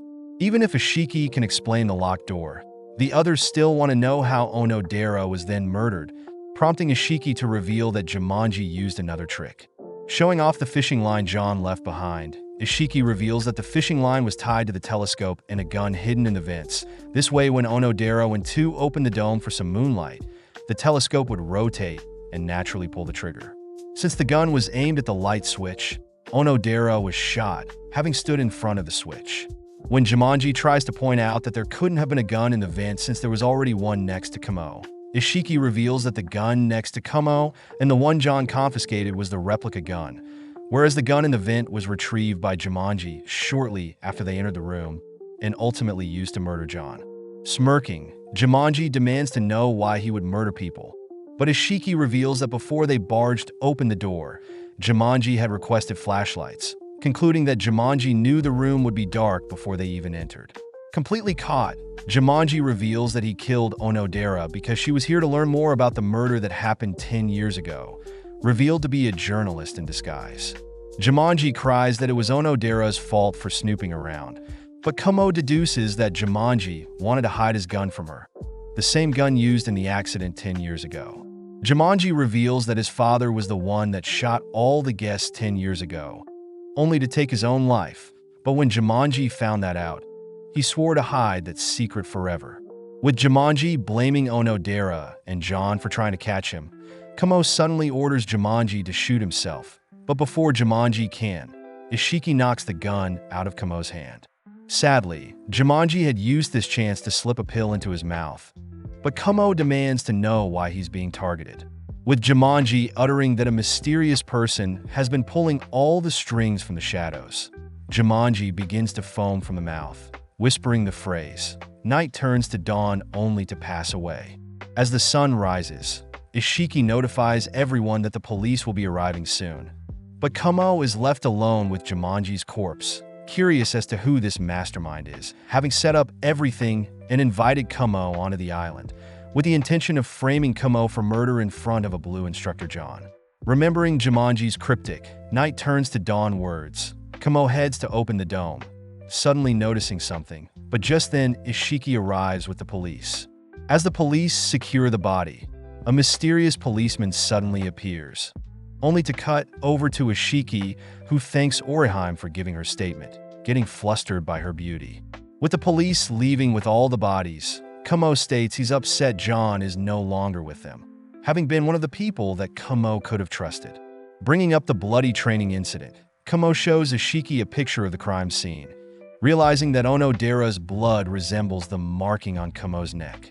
Kamo notes how the blood training incident was the only one in history with such strange circumstances, and it was also the first time Kamo obtained the curse, meaning there is a mastermind that has been toying with Kamo for the past 5 years. Back on the boat, the lone suspicious policeman stands guard over the body, signaling for Jumanji to reveal that he had faked his death. Jumanji thanks the policeman for helping with the murder of Onodera and faking his death, amazed that the legendary House of M, geniuses of the criminal underworld, would help out. When Jumanji begins rambling on about how genius Kamo was with his deductions, the policeman silences Jumanji with a bullet through the skull, only to follow up by peeling off his mask, only for the mysterious man to make a phone call to his brother. Elsewhere, another mysterious man picks up the call, happy to hear that his brother had met Kamo for the first time, amused to hear that Kamo turned pale upon seeing the mark they left at the crime scene.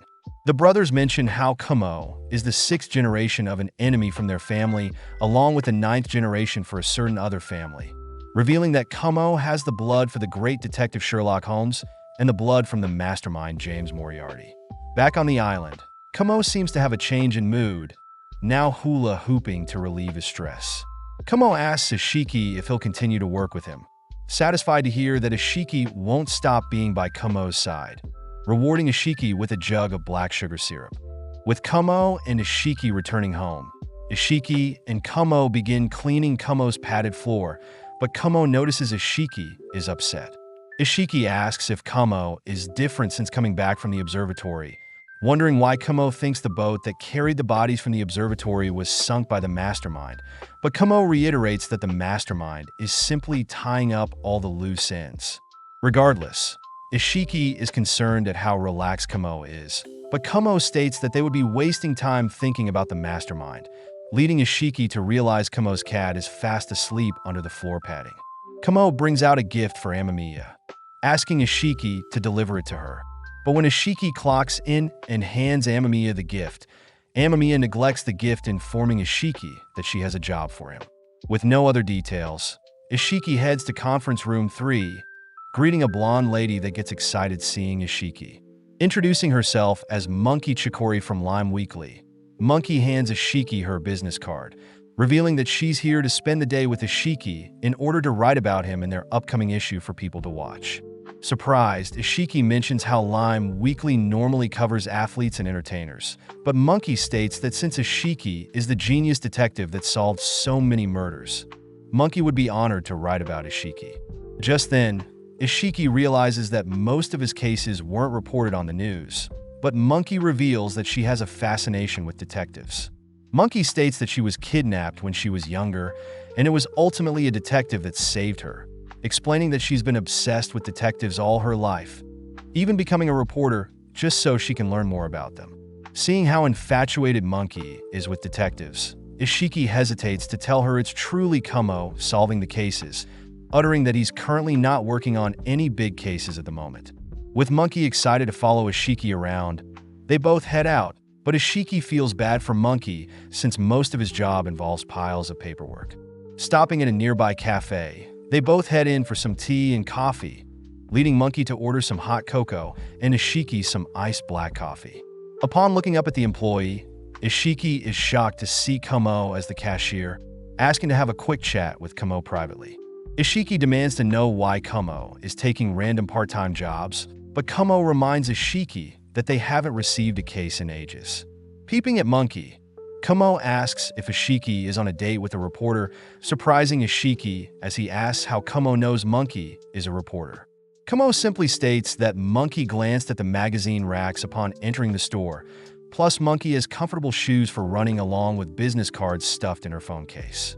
As Ishiki reassures Kamo that he's simply hanging out with Monkey for work, 3 female customers enter the store, all amazed by the fancy-looking building. One of the ladies says she'll take a picture of the store sign first, prompting the 2 other ladies to order 3 lattes. But first, Kamo gives Ishiki and Monkey their cocoa and black drinks. Seeing his drink, Ishiki suspects Kamo simply gave him black sugar syrup, annoyed as he demands to know if Kamo is truly working at the cafe. Smirking, Kamo proceeds to masterfully craft 3 platypus lattes. But sadly, one of the ladies mistakes the platypus drawing as a duck. With Ishiki laughing at Kamo's terrible latte drawing, Monkey suddenly takes a picture of Ishiki and Kamo together, explaining to Kamo that she is writing an article about Ishiki's detective work, but Kamo is clearly shaken, realizing Monkey is a crime reporter.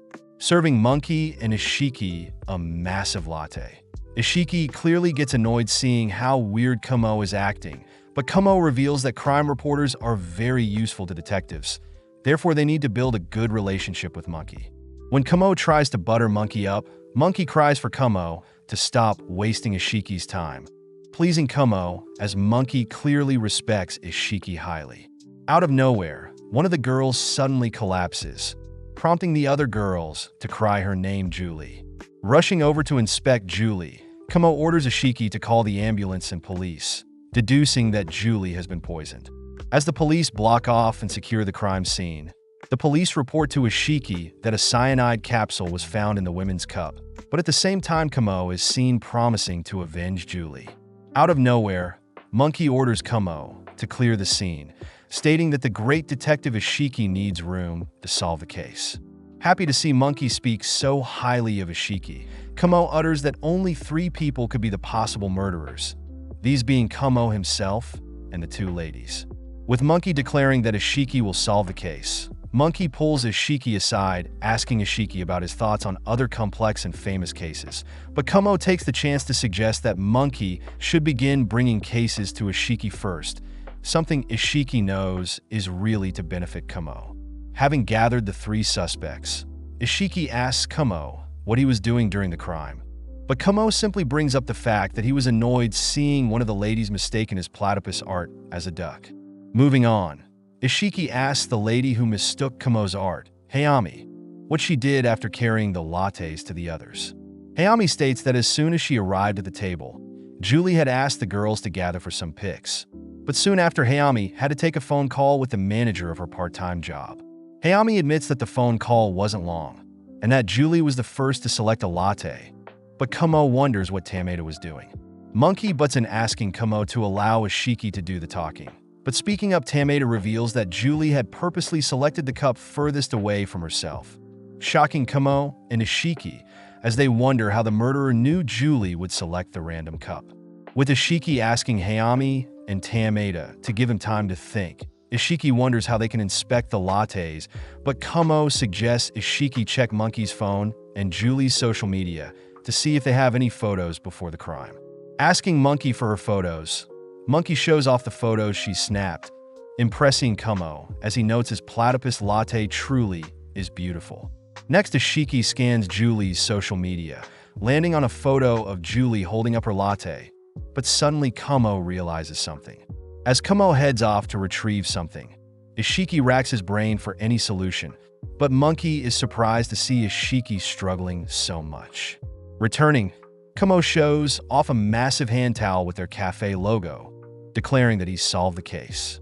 With Monkey weirded out, Kamo heads out back, prompting Ishiki to ask Monkey to hide any blades in the cafe, fearing that Kamo's curse will harm the murderer.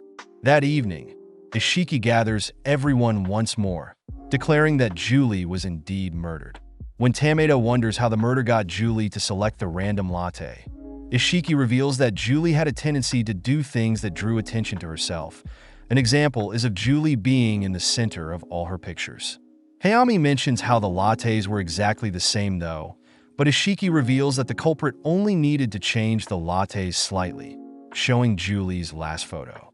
Glaring at Hayami, Ishiki asks if Hayami knows why 2 of the lattes had misshapen eyes of the platypus drawings, prompting Hayami to cry out in defeat. Collapsing to the ground, Hayami screams that when she got a job at a talent agency, Julie took the chance to steal her boyfriend. As Ishiki scolds Hayami for her demented way of thinking, Kamo suddenly orders Hayami to bash her own head, forcing Hayami to mindlessly walk towards a large teapot. Rushing towards Hayami, Ishiki manages to knock Hayami down with a bag of coffee beans. But as Kamo thanks Ishiki for saving her, Monkey is seen smirking. With the case wrapped up, Ishiki apologizes for the mess today, but Monkey states that she saw a true detective in Ishiki today, hoping to follow Ishiki around more in the future. As Kamo serves some lattes to celebrate Ishiki and Monkey's new friendship, Ishiki scolds Kamo for acting weird, but their interaction makes Monkey giggle. Cutting to the Eastern Japan General Hospital, we see Mafu inform Kamo that his curse isn't a genetic thing. Therefore, Mafu suggests that Kamo undergo some tests to help uncover the curse's secrets.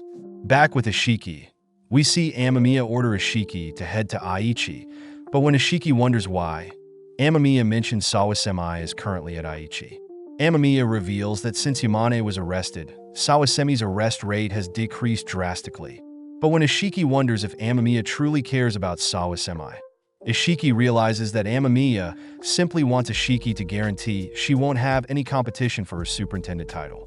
As Ishiki travels to Aichi by train, Ishiki wonders why Kamo is tagging along, but Kamo mentions how if Sawasemi is failing to solve some cases, maybe Kamo can snatch them from Sawasemi. Ishiki asks if Kamo is worried about Sawasemi as well, but leads Kamo to begin digging deep, reminding Ishiki that he didn't care for anyone else in the past. Ishiki suddenly remembers that John Grizzly had told Ishiki that Kamo was the ideal detective with no flaws since he had no friends. But taking the chance, Ishiki asks Kamo if he has any friends, shocked to hear Kamo truly didn't have any friends. Thinking for a moment, Kamo says Ishiki is his first friend, relieving Ishiki as he's happy that Kamo is slowly changing. Arriving at Nagoya Station, Kamo stops at the station, stating that he'll meet up with Ishiki at Aichi Station, hinting that he has some business to attend to. With Ishiki heading to his assigned station, he begins heading out in search of Sawasemi, but suddenly hears Sawasemi scolding an officer for not being clean-shaven. The officer reveals that he's undercover, prompting Sawasemi to apologize as he learns that another on-duty officer, Kimi, will be collaborating with the undercover officer. When Sawasama demands to know who Kimyu is, Kimyu apologizes for the late introduction, scanning Kimyu's badge, learning Kimyu Kimiyasu is a constable. Realizing that he's overstepping, Sawasama suddenly spots Ashiki, both heading to grab some lunch. As Ashiki munches on some udon, Sawasama deduces that Ashiki is here because Amamiya wants to see how far Sawasama has fallen, surprising Ashiki as Sawasama knows Amamiya quite well. Sawasama admits that he's lost his touch, but even though Sawasama doesn't care what the higher-ups say, he's still motivated to solve crimes. But for some reason, Sawasama can't see things like he used to. When Ashiki tries to comfort Sawasama recommends Ashiki buy some souvenirs, both heading to a nearby supermarket. As Ashiki finishes up shopping, he suddenly spots a sign warning people of a mad chameleon. A random attacker Sawasama knows targets students during the open, attacking them with a wrench, only to steal the victims' phones. Ashiki finds it weird that the chameleon only steals phones, leading Sawasama to reveal that evidence has led to the same perpetrator, but the attacker has the ability to disguise themselves, hence the name chameleon. Sawasama states that the attacker was seen as a boy, a man, a woman, and many more, but just then they both spot a businessman attacked by an attacker with a wrench. As the attacker steals the man's phone, Sawasama orders Ashiki to chase after the attacker whilst he calls the ambulance, leading Ashiki to tail after the attacker. Sadly, the attacker had pushed over a lady, distracting Ashiki long enough to disappear into a nearby clothing shop. Returning to Sawasama, Ashiki reports that he has gathered everyone in the clothing store the attacker disappeared into, but sadly none of them are wearing the same outfit as the attacker at the time. Sawasama praises the attacker, since they probably hid their clothing in the clothing store, but worst of all, Sawasama reveals that the businessman was actually a student and has been pronounced dead. Getting serious, Sawasama asks if Ashiki is sure he's gathered the possible suspects, learning that Ashiki confirmed that there was no way to escape due to the blocked-off exit and heavily guarded entrance. Seeing as the attacker performed the exact actions as the mad chameleon, Sawasama declares that he'll finally catch the chameleon, pointing his tweezers at the youngest suspect, only to hesitate changing targets. But after a while of thinking, Sawasama admits that he can't deduce who the attacker is.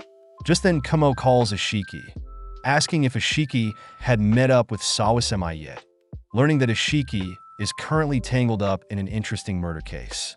Kamo perks up hearing that the chameleon can change what they look like, asking Ashiki to wait as he heads to where Ashiki is. In the meantime, a police officer reports that security cameras around the store couldn't see the culprit's face, but Sawasama knows that the attacker must be at least 170 centimeters tall to be able to attack the businessman of a similar height. Able to narrow down the suspects, Sawasama once again tries to search for something, but upon failing, agrees to let the suspects go for now, having taken down the information already. With Sawasama apologizing to Ashiki for not performing like his usual self, Kamo suddenly arrives, but has been arrested for acting so suspiciously. Greeting Kamo, Sawasama asks for Kamo's help, reassuring Ashiki that he already knows Kamo is the true detective. Kamo first asks why the student was in a suit, learning that the student was probably out job hunting, normal since 2 previous victims were a mock exam supervisor and a part-time office worker. Kamo realizes that all the victims were wearing suits, deducing that since the attacker's appearance changes every time, it must mean that all the victims are lying. When Ashiki demands to know why the victims would lie after being attacked, Kamo suggests that they feel guilty being involved in a scam, something Sawasama knows as It's Me scam. Sawasama explains that the victims must have dressed up in suits and participated in scamming random elderly, but the students fear if the culprit is caught, their scam will be exposed as well, meaning the attacker and victims are all connected by this scam. Kamo deduces that there is some power struggle within the scam, explaining why the attacker only steals the victims' phones, as the attacker prevents the culprit from notifying the others. With Sawasama amazed by Kamo's deduction, Kamo mentions how Sawasama would have easily figured this all out in the past, but Sawasama admits he's not his usual self. Having seen enough, Kamo declares that Sawasama hasn't been sleeping nor eating enough, prompting Sawasama to declare that he's been working hard to ensure that no one else is pressured like Yamane. At that moment, Kamo states that Sawasama is simply suppressing his true self, allowing Sawasemi to slowly pick apart Kumo's unorganized outfit. But Ishiki realizes that Sawasemi is slowly returning to his usual self. With Kumo happy to see Sawasemi is still sharp, Kumo orders Sawasemi to solve the case, giving Sawasemi enough information to figure out who the attacker was. Turning to Ishiki, Sawasemi asks if the attacker had shoved the lady when he was escaping. But when Ishiki says he wasn't, Sawasemi deduces that the attacker was most likely checking his watch hoping to make it past a restricted area. But sadly the path had already closed. Sawasemi concludes that the attacker's malfunctioned watch led them astray and was forced into the clothing store, and that among the suspects there was only one with a malfunctioned watch. Sadly, when Sawasemi asks for the suspect's contact details, the police realize the details are all fake. But Sawasemi knows the attacker will return for his belongings he hid in the store, including the victim's smartphone. As police officers manage to locate the attacker's clothing in the store, Ishiki and Sawasemi rack their brains to locate the victim's phone, but just then Kumo declares that the phone is in plain sight. With Sawasemi catching on to what Kumo is saying, we cut to later that night when the attacker has returned for the phone, reaching out to a mannequin that is holding a phone. Just then, several policemen swarm the attacker, prompting Sawasemi to officially arrest the mad chameleon. As Kimyu arrives to help with the arrest, Sawasemi suddenly feels something's off but proceeds to slightly adjust Kimyu's necktie. Cutting to Ishiki, he informs Kumo that Sawasemi had captured the chameleon, asking what Kumo was doing at Nagoya Station earlier. Kumo reveals that Mafu had recommended a clinic to dig into Kumo's curse, announcing that there may be a way to cure Kumo's curse. As Ishiki celebrates the good news, Kumo ignores Ishiki, glaring off into the distance. Having returned back to his usual routine, Ishiki suddenly gets a call from Kumo, asking if Ishiki would like to help Spitz find his missing family. Seeing as Spitz had been helping them out, Ishiki reasons that they should return the favor, suddenly spotting a frail-looking Spitz. As the two make their way over to Kumo's apartment, they're both surprised to see Kumo has decorated the place, hoping to welcome more clients in the future. Deeming Spitz their first client, the three sit down, but Ishiki wonders why Fitz looks so distracted. Kumo reveals that he's offered to look for Spitz's missing family, but in exchange Spitz must obtain blue files on the bloody training incident. Kumo does mention how he obtained a copy of the original report files, but some sections from the report seem to be missing, but Ishiki is more curious as to how Kumo got a copy. With Kumo brushing off Ishiki's question, Kumo states that Blue should have the original unedited version, asking Spitz to steal that version, but Ishiki wonders if Kumo can prove his innocence after seeing the files. Kumo reveals that Mafu suspects Kumo's curse may have been caused by medical intervention, leading Kumo to believe that during the 3 hours that he blacked out, something must have occurred, and coincidentally Kumo's copy of the files seemed to have missing details during the 3-hour slot as well. With Kumo reminding Spitz that he'll only help find Spitz's family in exchange for the real files, Ishiki scolds Kumo for being so selfish, reminding Kumo that Spitz is now an integral friend of theirs. Breaking into tears, Spitz thanks Ishiki for the kind words, agreeing to Kumo's conditions, and in exchange Kumo searches for Spitz's older brother. With an agreement made, Kumo declares that they'll first head over to Imanashi, leading Spitz to explain his older brother was an ethnologist, someone who studied folk beliefs. Spitz says they're currently heading to the village of Yadamura, a location Spitz's brother would visit often, but 11 years ago, out of nowhere, he disappeared over the summer while Spitz was with him. Out of nowhere, Ishiki spots a white snake, but hearing some roaring sound, Kumo rushes through some bushes, discovering a gorgeous waterfall. Spotting a lady standing up on some rocks, our trio notice a Hokora folk shrine, but at the same time a sudden axe comes flying towards Ishiki, barely missing his head. Having spotted our trio, the lady flees, but out of nowhere several men approach the gang, warning them to be careful, only to disappear with the axe. As Kumo makes note of the men, the gang finally make it to a hill overlooking Yadamura village. But as the three approach a bridge, they spot a crowd of people arguing over some disappearances. Stepping up, Spitz greets the mayor, who recognizes Spitz, apologizing to our trio as the mayor mentions how the construction of a dam requires the entire village to evacuate. Butting in, A construction representative asks that the mayor simply give up his land, but the villagers cry that Yatagami will punish all evil. Ishiki learns that Yatagami is a night snake deity that has been protecting their village for years, suddenly meeting Muroi, who is an ethnologist visiting the village to study the Yatagami. As the villagers continue to hound the construction representative about their god, the mayor tries calming everyone down, suggesting that they let the representative simply survey their village. Hearing the villager ignore the mayor's suggestions, the representative scolds the mayor for not teaching his citizens manners, declaring that they'll start construction tomorrow. With the mayor ordering everyone to return home, Spitz asks what the mayor thinks of the situation, but the mayor admits that it's ultimately their country's final decision. Changing topics, the mayor asks if the gang are staying the night, offering to house them in his home since the representative is staying in the guest hut. As rain begins to pour down on the village, the trio manage to make it to the mayor's home safely, but out of nowhere the lady from before appears. Recognizing her as Mi, Spitz mentions how Mi is the mayor's granddaughter, but as the two act chummy, Kamo observes from the sidelines. That night over dinner, Spitz shows Kamo a picture of his brother, uttering that they were looking into the legend of Yatagami before the incident. When Spitz and his brother went to sleep in the guest hut across the river, Spitz woke up to the realization that his brother had gone missing, and ultimately the police nor the villagers could find him. With Ishiki freaked out by the disappearance, Spitz suddenly asks if he could try Kamo's black sugar syrup concoctions, but Ishiki takes the chance to admire the view of the river from their room, especially now since the rain has stopped. With Ishiki glancing at the guest hut across from them, Ishiki suddenly spots something terrifying, all three spotting a giant snake wrapped around someone.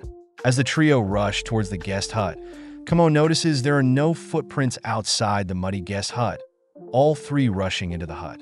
Suddenly hearing a sound, the trio split up to search the hut, but failed to find anything. The next morning, police are called upon to discover the corpse of the construction representative at the bottom of the waterfall, with unusual snake scale markings around his neck. Inspecting the body, Ishiki receives a report the victim was most likely passed due to falling from the waterfall, but the marks of the victim's neck is still strange. Just then the mayor arrives, warning everyone that this must have been the work of the Yatagami. But Ishiki reminds the mayor that there were no prints around the muddy hut, but the mayor brushes that off as the god's doing. Swiftly hopping over some rocks, Mi asks why the mayor has allowed outsiders into the sacred waterfall, but the mayor states that our trio have come to investigate the murder.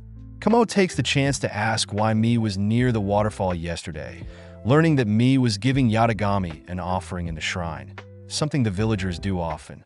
When Kamo asks if they truly believe that Yatagami exists, Mi suddenly cries that the god does exist, but after thinking for a while, the mayor joins in, asking the other villagers if they think so too. With Ishiki shocked at the appearance of the villagers, Kamo suggests that they leave for now, strolling through the forest as Kamo reasons that a crowd like that will only harm them. As Kamo wonders what's making the villagers so passionate, Muroi suddenly appears from the bushes, asking if the detective trio truly believe that Yatagami killed the representative. Muroi mentions how Yatagami has the ability to make things disappear, stating that 15 years ago, a similar construction project was scheduled, but out of nowhere all the machinery disappeared.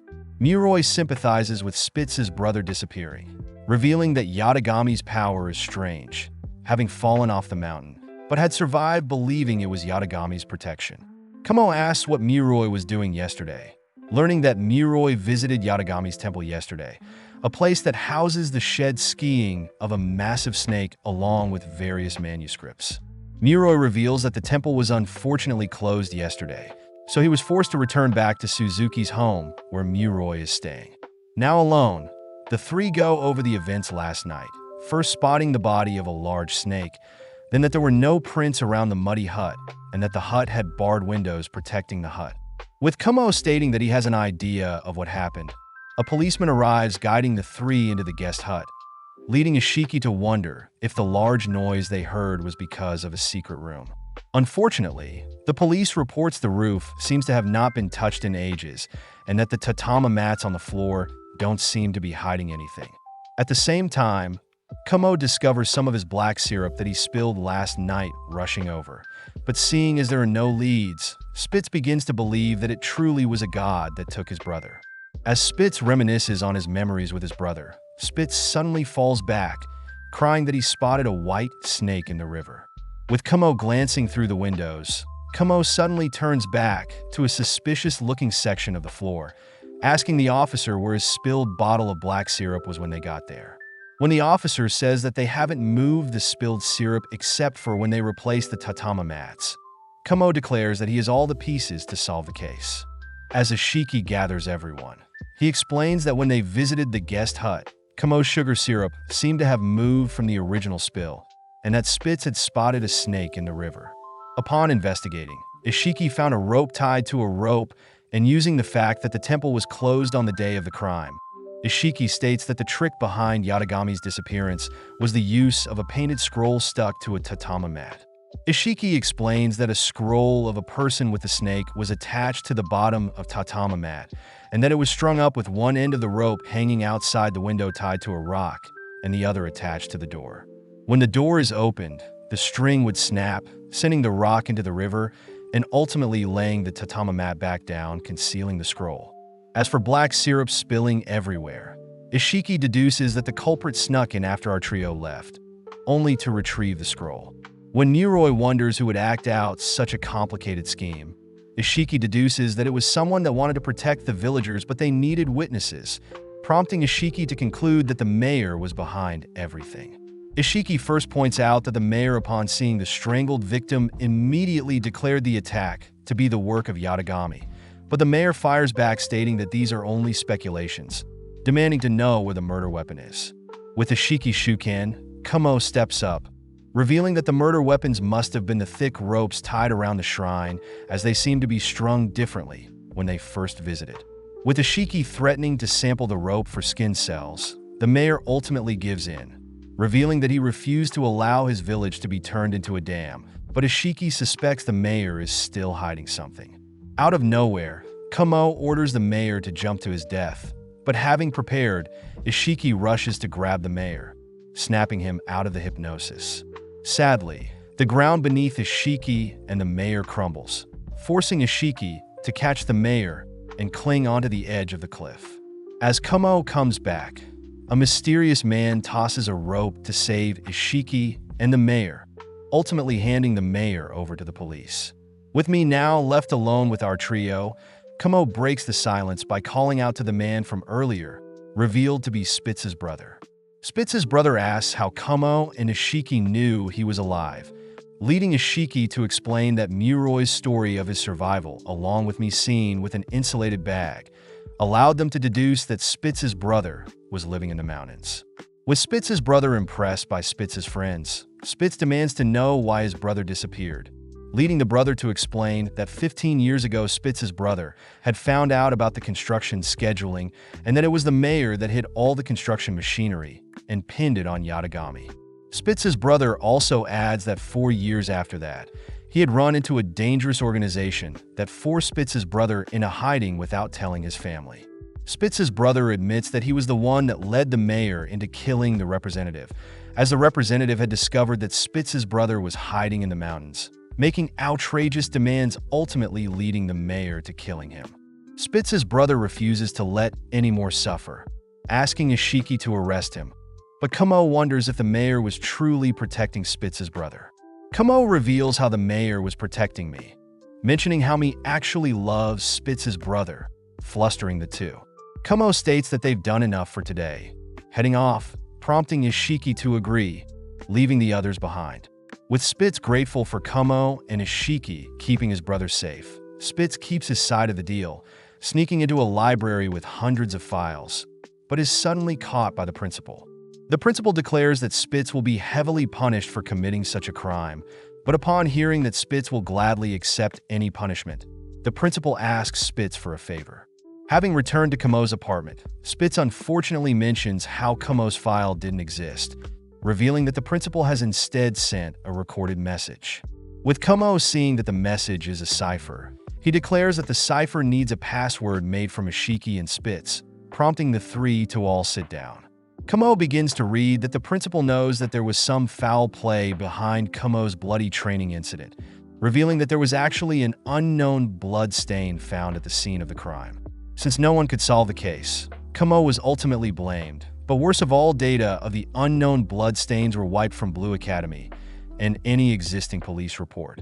After hearing that Grizzly had died and that there was a strange marking resembling the one on Kamo's neck on Onodera's body, the principal reasoned that there was an even greater force at play and that Kamo is innocent. The principal warns Kamo of the House of M, something all three know is the greatest criminal family in history, with most of their cases unsolvable. The principal asks for Kamo to uncover who the House of M are, mentioning how there is a mole within Blue Academy. Hence, she had to message Kamo secretly. The principal reveals that she was friends with Kamo's parents, glad to see that Kamo had finally made friends, and trust that Kamo will get to the bottom of things. Fired up, Ishiki states that they now know who is behind everything, but Spitz warns Ishiki that all the Blue alumnus that went after the House of M ultimately died mysterious deaths. Standing up, Kamo can't help but shake at the excitement, declaring that he'll uncover who's behind everything. Elsewhere, we see a man calling out to his white-haired brother, Milo, mentioning how Chris the Ripper Killer wants to start a family and leave their business. Milo states that they should dispose of Chris and his family as soon as possible, but suddenly his brother Winter speaks up, wondering why they've allowed Kamo to live for so long.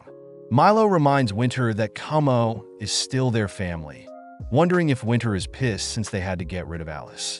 Milo reminds Winter that their House of M represents the House of Moriarty, and that they simply need to test Kamo and see if his Sherlock Holmes blood is stronger than his Moriarty blood.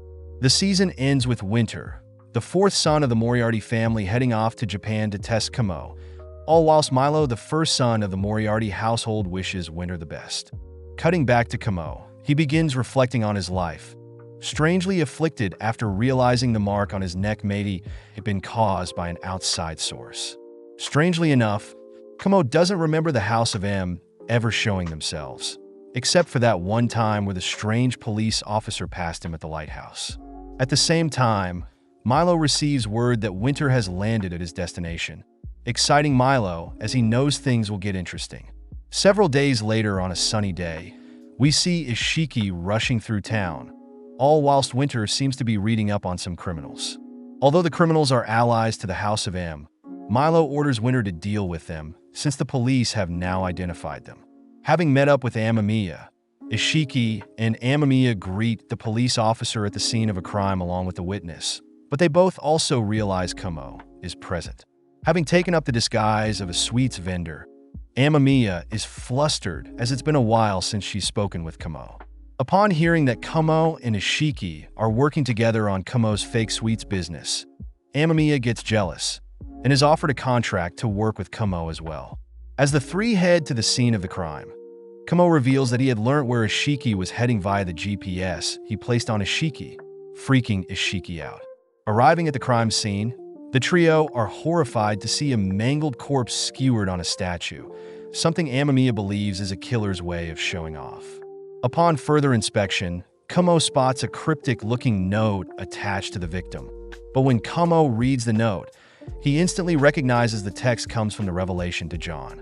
Kamo declares that this current murder is different from all the rest, prompting the police to secure the crime scene along with the victim's body. The police report that the victim passed due to blood loss, suspecting that the victim was lowered onto the statue to be punctured, but the police are baffled as to how the culprit escaped. The police reveal that the surrounding buildings are purely commercial from floors 1 to 3, along with their current floor, on the rooftop of the building. Apparently last night, the police made their normal rounds inspecting the building, but at midnight, after there were no strange activities, the police turned on the infrared sensors and left for the night. When they returned the next morning, the victim's body was found, but strangely none of the infrared sensors picked up anything. Hearing all the details, Amamiya suspects that the culprit and the victim were present during the security's patrol, both barely missing each other. But this means the culprit could have still performed the murder and fled before the infrared sensors were turned on. Sadly, the police reveal that forensics say that the victim passed at 2 a.m. in the morning, debunking Amamiya's theory. At the same time, Kamo lays next to the corpse, promising to avenge them all whilst noting how the victim's palms seem to be scraped and clenched. Suddenly realizing something, Kamo calls for Ishiki to come over, admitting that he doesn't know who the culprit is, but Kamo does know the trick the murderer used. Having heard the details, Ishiki explains to Amamiya that the victim most likely was tied to the pillar above the statue, forced to hold onto the rope suspending them. Unfortunately, the victim's strength gave up around 2 a.m., leading to their death, something that makes Ishiki disgusted seeing as the note left behind details the torture the victim had to go through. Right on cue, the police report that the victim is Katsunami Yuji, being a 32-year-old cryptocurrency hacker. The police also add that the victim should have a marking on his neck, just like a branding, prompting Kamo to rush over to the corpse, spotting the letters 0 and 10 on the victim's neck. Confirming his suspicions, Kamo reveals that the markings are exactly like his own neck markings, both being from the Revelation of John, but Kamo's is a marking with the numbers 9 and 6. Hearing Kamo declare that the House of M is involved, Ishiki asks if everything could be a massive coincidence. But Kamo reassures Ishiki that the clues left behind are things Kamo can solve, almost like a direct challenge from the House of M themselves. Feeling both disgusted and pissed off, Kamo begins analyzing the clues, all whilst Amamiya wonders if the markings are shorthanded for something. Having put together the clues, Kamo states that the markings dictate the time of the next murder and the culprit plans on executing the victim's entire hacker team one by one. Although the 10 represents the next time a victim will appear, Kamo is still foggy on the 0, but seeing as it's already 9:30, Amamiya calls for backup immediately. Zooming out, Winter curses Kamo's deductive skills, declaring that he'll make Kamo feel despair. With Ishiki and Kamo walking around the area, Kamo suspects that the next victim will be nearby, suddenly receiving a report of the other 2 hackers on the team. Ishiki states that the 3 hackers' house was raided this morning, but it seems they weren't home, something the House of M must have caused. Additionally, policemen have begun to station themselves around stores containing the number 0, but both Ishiki and Kamo wonder what the 0 could mean. At that moment, Monkey appears, having been assigned to report on the Shibuya Mall Park murder. Monkey does wonder why Kamo is here, believing that Kamo is meant to be running his coffee stores, but luckily Ishiki comes up with a sound excuse. Ishiki takes the chance to ask if Monkey knows of any stores with a 0 nearby, but Monkey points out that the Shibuya bus stop has a terminal 0. Amazed by Monkey's intuition, Ishiki and Monkey begin rushing towards the terminal, but Kamo doesn't budge. Kamo states that the 0s on the 10 compared to the stray 0 was different, but seeing as there isn't much time, Kamo asks Ishiki to go on without him. Having made it to Terminal 0, Ishiki keeps his eyes peeled, realizing only 5 minutes are left before 10 o'clock. Elsewhere, Kamo begins heading past some chicken skewered stores, eavesdropping on a customer that asks the server to keep clear of touching their food too much. With all the pieces falling together, Kamo rushes to call Ishiki, revealing that the 0 isn't a number, but instead represents a 4-way intersection. Having made it to the scramble intersection, Kamo and Ishiki both cross the intersection at 10 o'clock, both scanning the area for the next victim. But suddenly smoke appears from the drain vents, enshrouding Kamo's view. As the smoke clears, the next victim is seen with an arrow through the heart, confusing Ishiki as the culprit killed the victim through the smoke. Realizing that the final member of the hacker team is also present, Ishiki chooses to chase after him, all whilst Kamo notices more symbols on the arrow itself. As Ishiki chases the hacker member through the streets of Shibuya, Ishiki suddenly loses sight of him, relieved to see that Spitz has arrived and has captured the hacker. The hacker begins begging for his life, offering to return all the money he stole. Upon arriving, Kamo learns that the hackers had trusted and listened to a strange person that promised to protect them when their covers were blown. The hacker is relieved he is being captured by the police, mentioning how the strange person's name was Mary Ito, a name Kamo knows can be rearranged to Moriarty. Kamo asks how the hacker knows Mary Ito was a man, hearing that the hacker team was formed by Mary, but the hackers only got to see the silhouette of Mary during their first meeting, offered a perfect crime by Mary that the hackers followed. The hacker reveals that everything was perfect, until one of the members slipped up and their identities were ultimately discovered. At that moment, the hacker receives a call from Mary, asked to put the call on speaker by Kamo. Answering the call, Mary demands that the hacker bring the money to Deltard Hotel by 11 o'clock, a location that matches the triangle and number 11 left on the arrow. When Ishiki offers to place the hacker under police protection, the hacker cries that he must go over to the hotel to personally hand in the money, fearing that Mary will chase after him for the rest of his life. Kamo reasons that the hacker is correct, as the House of M is a tricky enemy to deal with, especially since the House of M failed to reach the hacker before they could. Kamo turns to Ishiki, asking Ishiki to make an exception once. Back with Amamiya, she receives a call from Ishiki, notified that they'll be using the hacker to bait out the mastermind, something Amamiya is opposed to. Sadly, Ishiki hangs up on Amamiya, relieved to know that Amamiya won't be blamed for their upcoming plan. As they all head towards the hotel, Spitz chooses to scope out the surrounding area, all whilst the three head in. But suddenly, Ishiki bumps into Amamiya. Pulling Ishiki aside, Amamiya mentions how forensics had identified the arrow to house a mysterious metal tip. But judging by where the victim was struck, the police have identified the Deltard Hotel to be the location of where the arrow was fired. Amamiya says the police can arrest both the hacker and culprit if they just so happen to appear around 11 o'clock. But Amamiya warns Ishiki that if the police run into the hacker alone, they'll be forced to take the hacker off Ishiki's hands. Ishiki wonders why Amamiya is helping them so much, learning that Amamiya refuses to let their chance of capturing a psycho go, all whilst Kamo watches their conversation.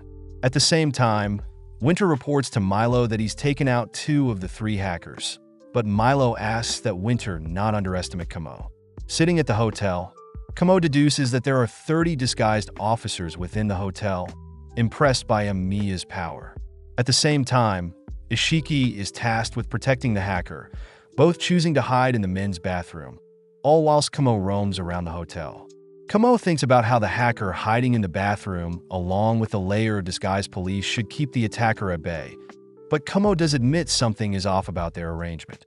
Back with Ishiki, the hacker suddenly receives a call from Mary, pissed that the hacker is now involved with the police, calling off their deal. Desperate, the hacker sprints out of the bathroom, spotting the silhouette of a man that resembles Mary, only to beg them to reconsider. Suddenly realizing that something is off with the chandelier, Kamo cries to Ishiki that the chandelier is rigged, giving Ishiki and the hacker enough time to dodge the falling chandelier. Kamo reveals that the shadow of the chandelier looked different from the others, relieving everyone as the hacker has been saved. But upon hearing some music being played, Kamo knows that the culprit still has tricks up their sleeves. With Kamo clearly shaking, he decides to head off first, all whilst Ishiki catches Amamiya up. Ishiki explains that the music played is based off the Miracle Symphony, a story where a chandelier fell during the performance, but luckily no one was hurt, something that mirrors the present as the culprit must have predicted they would save the hacker. With Ishiki still unsure as to why the murder didn't just wrap things up here, Amamiya finally reveals that the tip of the arrow was infused with iridium, strange as iridium acts the same as any metal. Seeing as there are still too many unanswered questions, Amamiya states she'll take the hacker to the police station to be watched over. But as Amamiya leaves with the police, Spitz says he'll head over to inspect the cross-section more. With everyone gone, Kamo reveals a new message was left behind, uttering that iridium is group 9 and period 6 on the periodic table, a call back to Kamo's scar of 96. Kamo deduces that the final message is directed at Kamo, happy to see that things are finally coming to an end.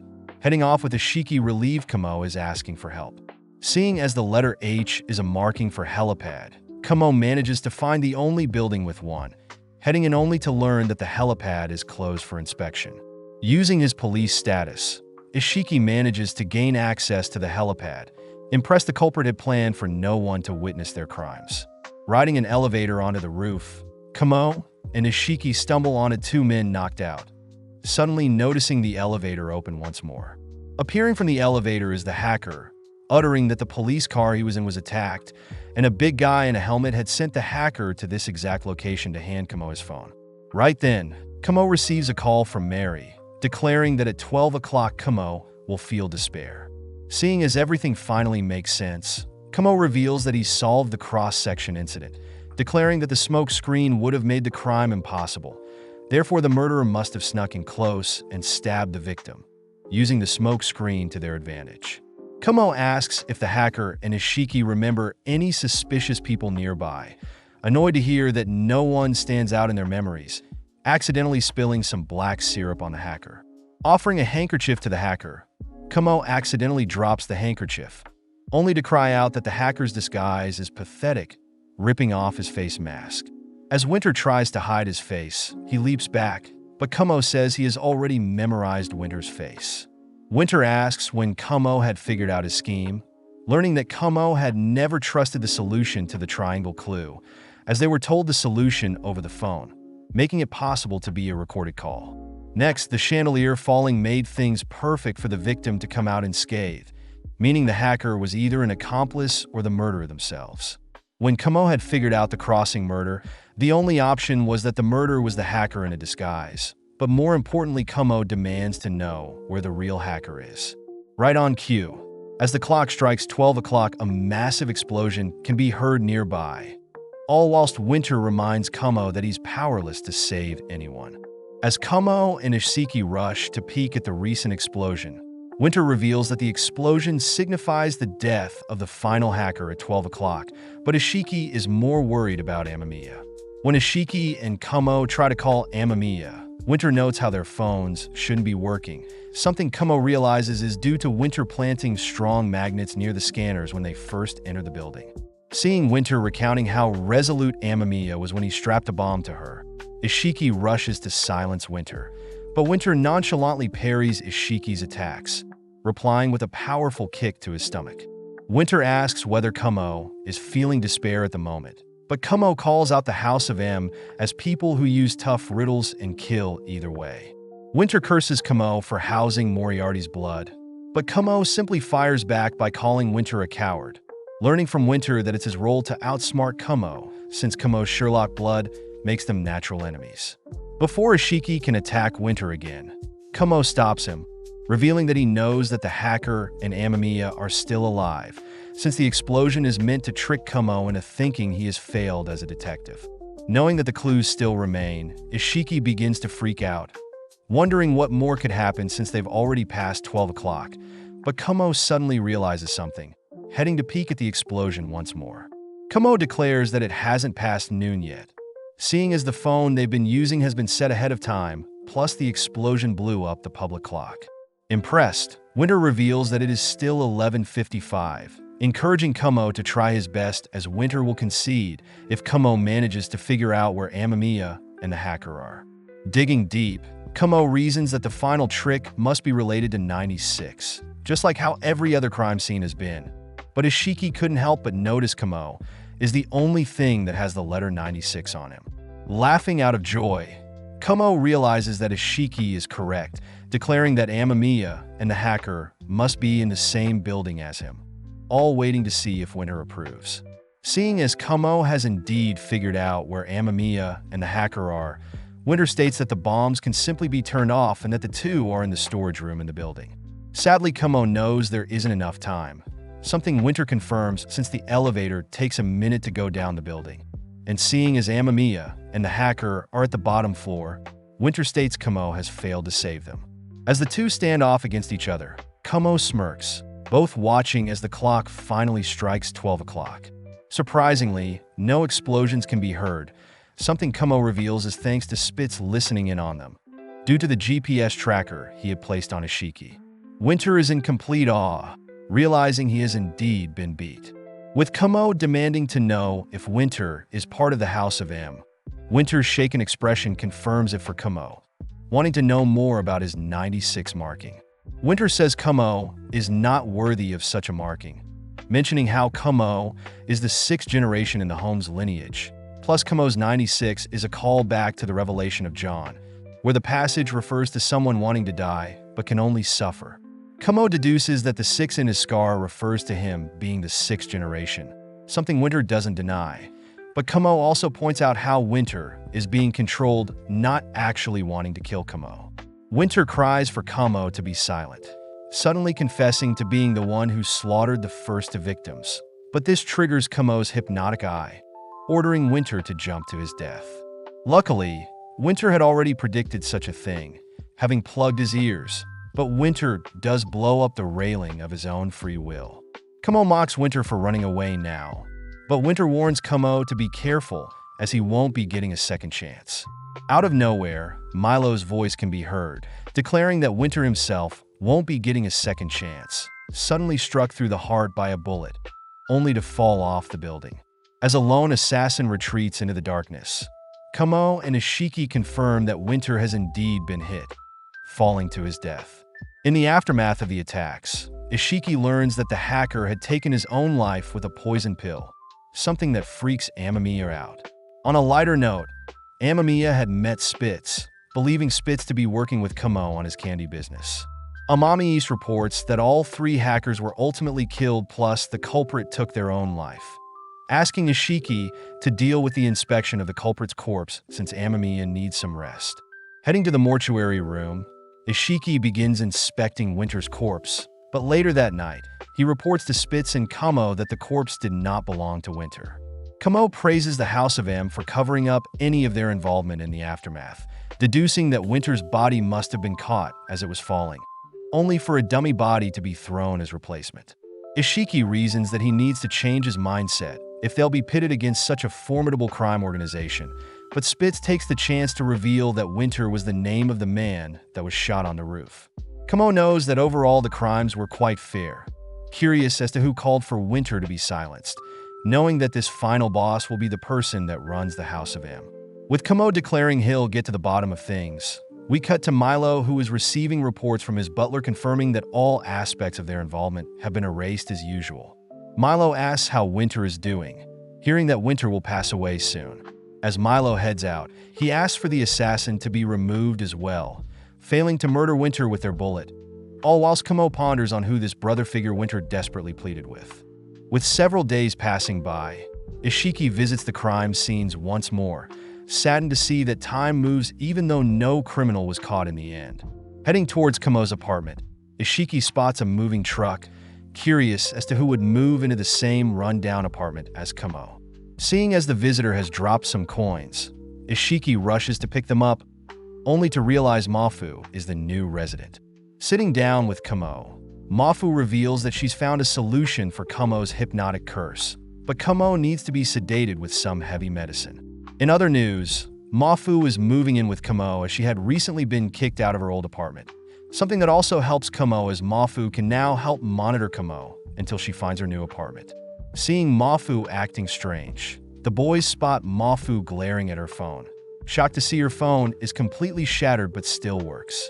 Picking up the call, Mafu's assistant learns Mafu has moved from her apartment, reminding Mafu of her upcoming operation. Seeing as she needs to get back to work, Mafu begins to leave, inspiring the boys as Mafu is one of the top brain surgeons in the world, but quickly stops to return Kamo's cat who had snuck into her bag. Now alone, Ishiki asks Kamo if relying on dangerous drugs is the way to solve his curse. But Kamo reminds Ishiki that the House of M has gotten away because his curse took over and he wasn't able to finish the job. Seeing Kamo getting worked up, Ishiki asks if Kamo would like to take a little break over the summer, hearing that Kamo always wanted to pull strings from string beans under fireworks, shell peanuts on a mountain during nightfall, and eat black sugar syrup shaved ice on the beach. Before Kamo can continue, Ishiki reckons visiting the beach is their most manageable option, wondering if they should invite Spitz, who secretly listens in on their conversation, excited to hear Ishiki considers them close friends. As Ishiki leaves, he asks that Kamo not start the drugging process just yet, spotting Mafu conveniently outside. Mafu explains her surgery was cancelled and has returned to rest, prompting Kamo to suggest she visit the beach with them, seeing as Mafu is constantly busy and stressed out. Just like that, the gang head to a secluded beach, exciting Kamo as his sights are on the black sugar syrup shaved ice. As the gang head to a nearby store, the clerk apologizes, having run out of shaved ice, even though it hasn't reached noon. Appearing alongside the clerk, the manager apologizes once more, confirming that their shaved ice is the most popular, horrifying Kamo as he splits a watermelon with his head. Heading to rest on the beach, the gang munch on the split watermelon, all whilst Ishiki wonders what else Kamo would like to do on the beach. Wanting to cheer Kamo up as well, Mafu changes in her beach wear all whilst playing with a platypus costume, something Kamo wanted to wear while swimming and eating shaved ice. With Mafu heading off to swim, the boys suddenly overhear the store manager arguing with some men, demanding the men leave as he has no business with them. Seeing the men getting worked up, the store manager calls for any police around, finally scaring the men off. As the men leave, Kamo smirks, dragging Ishiki along all whilst telling the men that Ishiki is a policeman and can help with their dispute.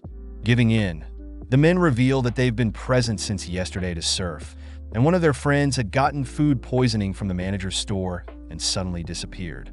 Apparently, the friend had visited the manager last night, but hasn't returned, and his phone is nowhere to be found, nor has he returned home. At that moment, Mafu signals for the boys' help, revealing that she has discovered a corpse. With the men confirming that the corpse belongs to their lost friend Mamba, Mafu suspects it to be drowning. When the gang learns that Mamba was all alone last night, Kamo declares that Mamba was murdered. As police arrive to inspect the area, Ishiki greets the local police officers, learning that Mamba is a 25-year-old office worker. Introducing herself as well, Mafu explains her examination into Mamba's body leads her to suspect the victim passed around 2 and 3 in the morning. Mafu also points out Mamba's hands have turned red and there are residues of alcohol on the victim. Apparently, the men were drinking late last night when Mamba suddenly stormed off into the night at around 10 p.m. Hearing all of this, the officer states this must have been an accident, seeing as there were no outstanding wounds on the victim's corpse, plus Mamba is dressed in surfing gear. Butting in, Kamo reveals that Mamba is in a dry suit, something people wear when they go diving or yachting, but not what surfers wear, especially one that's too large for the victim. With the men chiming in as well, revealing that on the day Mamba got the stomach ache from the manager's food, he spent the whole day watching the others on the beach. The men think it's hard to believe Mamba would surf at night, adding that their surfboards were disorganized this morning, believing it to be the work of Mamba. Out of nowhere, the officers ask who Kamo is, throwing Kamo off, as his cover may have been blown. Luckily, Mafu says Kamo is her assistant, someone who loves mysteries, but the officer asks everyone to leave the rest to them. With our trio walking on the beach, Kamo apologizes for letting loose, but Ishiki wonders why Mafu would cover for them. Kamo reveals that Mafu knows about his secret, something Mafu promises to keep confidential as she is a doctor. Suddenly feeling relieved, Ishiki voices how nice it is that another person has accepted Kamo for who he is, something Mafu is happy to do since Kamo is helping others with his detective work. Cutting over to the manager, his employee hesitates to bring him eggs, seeing as they're expired, but the manager could care less. Cracking the spoiled eggs into his dishes, the manager gleefully smirks, declaring that everyone is so easy to fool. Waiting out the day, the manager reminds his employee to hand out the flyers, jokingly asking his employee to turn himself in when he hears police have locked down the scene after discovering the corpse. With the manager housing an evil grin, we cut to our trio asking the manager if he knows anything about the corpse, pissing Mafu off seeing how nonchalant the manager is behaving. Kamo brings up the fact that the victim was a surfer in a dry suit, hearing the manager state that surfers kicking the bucket is a common occurrence. The manager reveals that the dry suit must have belonged to the yachting guys, believing they got the suits from the boathouse, piquing Kamo's curiosity as the manager knows quite a lot. The manager simply brushes off all suspicions, having experienced a lot, even knowing that the victim went for a swim during the night of his death. But Kamo wonders why the manager thinks the victim went for a swim when they had all the gear to go surfing. Caught off guard, the manager retracts his statement, but Kamo presses, asking how the manager killed the victim. Clearly joking, Kamo pisses off the manager, but Ishiki clarifies they are here to ask about what happened to the victim last night, having heard the victim visited the manager at 10 o'clock at night. The manager states that last night he was at a party before 10 o'clock and had stayed at the party till 2 to 3 in the morning, even having witnesses to back up his claims. The manager adds that he noticed a drunk sometime at night during high tide with a floral shirt, prompting Kamo to reveal that the victim had a floral shirt on, but the manager fires back stating he never claimed that the drunk he saw was the victim. Having had enough, the manager reminds everyone that he is 100% innocent, smirking as he asks everyone to piss off. As the manager leaves, Kamo reveals they never explained the victim passed away, making the manager quite suspicious. Later that day, the manager welcomes some customers, but due to the state of his store, the customers swiftly leave. When the employee points out some more spoiled food items, the manager screams for the employee to be silent and serve what they have, suddenly spotting Kamo asking about his fridge and freezer. Freaked out, the manager orders Kamo to leave, but Kamo states he simply wants a meal with fresh eggs. Still sad the manager had run out of shaved ice. Leaving to meet up with the others, Kamo hears Mafu point out how annoying the manager's alibi is, making Ishiki realize the manager could have left the drunken victim near the beach where the high tide could have swept up the body. Sadly, Kamo states that they would need to examine the body more, as the body would have had sand in their mouths if they drowned near the shores. With Ishiki completely out of ideas, he suddenly stumbles onto a burnt part of his meal, annoyed Mafu as she states she'll demand a refund for the manager's poor service. With Mafu heading towards the store, Kamo warns Mafu to not be too clumsy, but right on cue, an eagle swoops by, snatching the food from Mafu's hand only to trip her up. As the boys rush to check up on Mafu, Mafu points out how salty the sand is, giving Kamo all the pieces he needs to declare he's solved the case. Having closed down the beach entirely, the trio apologize to the manager, explaining that they need to gather everyone to give them a little health and safety announcement, especially after Ishiki received some birth food. That evening, the gathered crowd all listened to Ishiki as he declares the victim's death was not accidental and was in fact murdered by someone present. The local police remind Ishiki that everyone present has an alibi and the victim passed in the ocean, but Ishiki states the victim was indirectly killed with a delay. Without hesitation, Ishiki accuses the manager to be the culprit, pointing out how suspicious it was for the manager to have no shaved ice, even though the beach was deserted. Ishiki declares the manager's lack of shaved ice was due to him using the ice to build a raft, something the manager doesn't deny. Ishiki states that the night before, the victim had visited the manager whilst drunk, but the manager refused to answer the victim's complaints. After a while, the manager realized the victim had fallen asleep, coming up with a scheme to get rid of him. Having crafted an ice raft, the manager had strapped the victim to the raft and sent him off in a sea with a wet suit, removing any evidence of the victim being tied up. After a while, the victim awoke, struggling to cling onto the ice, but eventually the ice melted and the victim was plunged into the ocean. Mafu also points out the victim's frostbitten hands are due to the victim clinging onto the ice for dear life, but the manager states that the shaved ice blocks are way too small to build a raft. Ishiki butts in, revealing the manager used salt to fuse the small blocks together, stating that if they test the sand, they'll be able to confirm an unusual abundance of salt.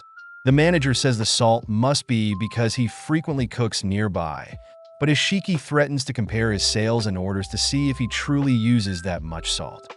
The manager also brings up how he left the freezer open last night, causing all the ice to melt, but the employee states he had locked everything up before he left, causing the manager to silence his employee with a shove. Knowing that there still isn't enough evidence against him, the manager stays firm, stating he's innocent. But Kamo praises the manager for attending the party he went to along with dragging the victim from their lodgings. Frightened, the manager wonders if Kamo is joking, smirking as he declares he never saw the victim last night. With the manager's statement, Ishiki reveals that they found the manager's fingerprints all over some surfboards, believing the manager wanted to make the victim's death a surfing accident, but failed to identify their surfboard and simply gave up. Ishiki also adds that they know the manager has already had 3 health complaints, and another one will surely shut down the manager's store for good. Completely backed into a corner, the manager offers to admit to murder in exchange for a lighter sentence, stating that he himself was a victim.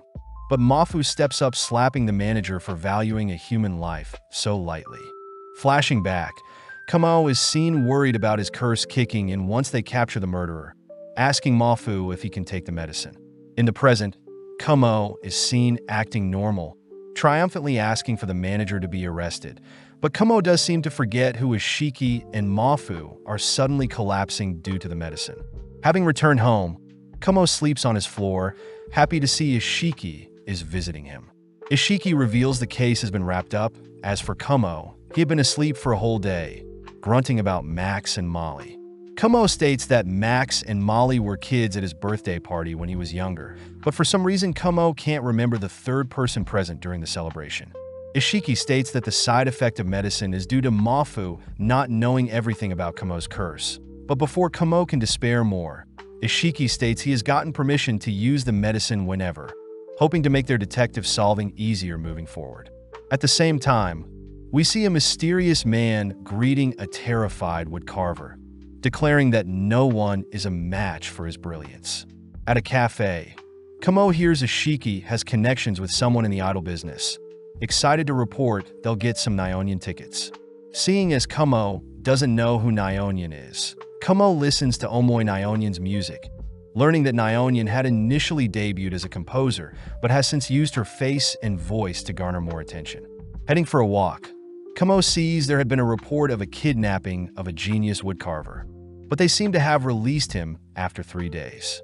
Seeing as this all happened when Kumo was asleep, Ishiki tells Kumo the kidnapper has the alias of Hummingbird, someone who has eluded capture for a while.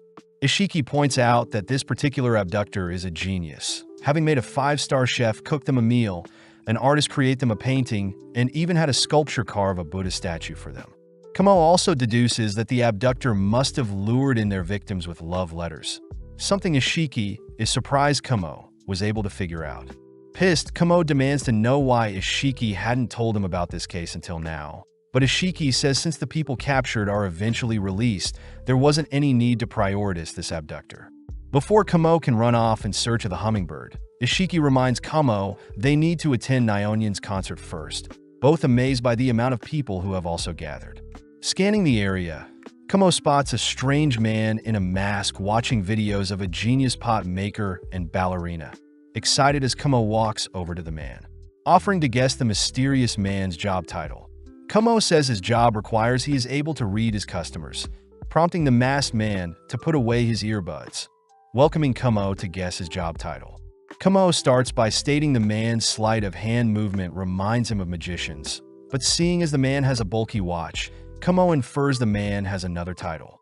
Seeing the man earlier admiring the talents of others, Kumo declares the masked man to be the hummingbird the abductor, or rather an admirer of the man. With Ishiki running over, he apologizes for Kumo's sudden outburst, pulling Kumo aside as the concert is finally starting. As the boys head inside, the masked man is impressed by how perceptive Kumo is.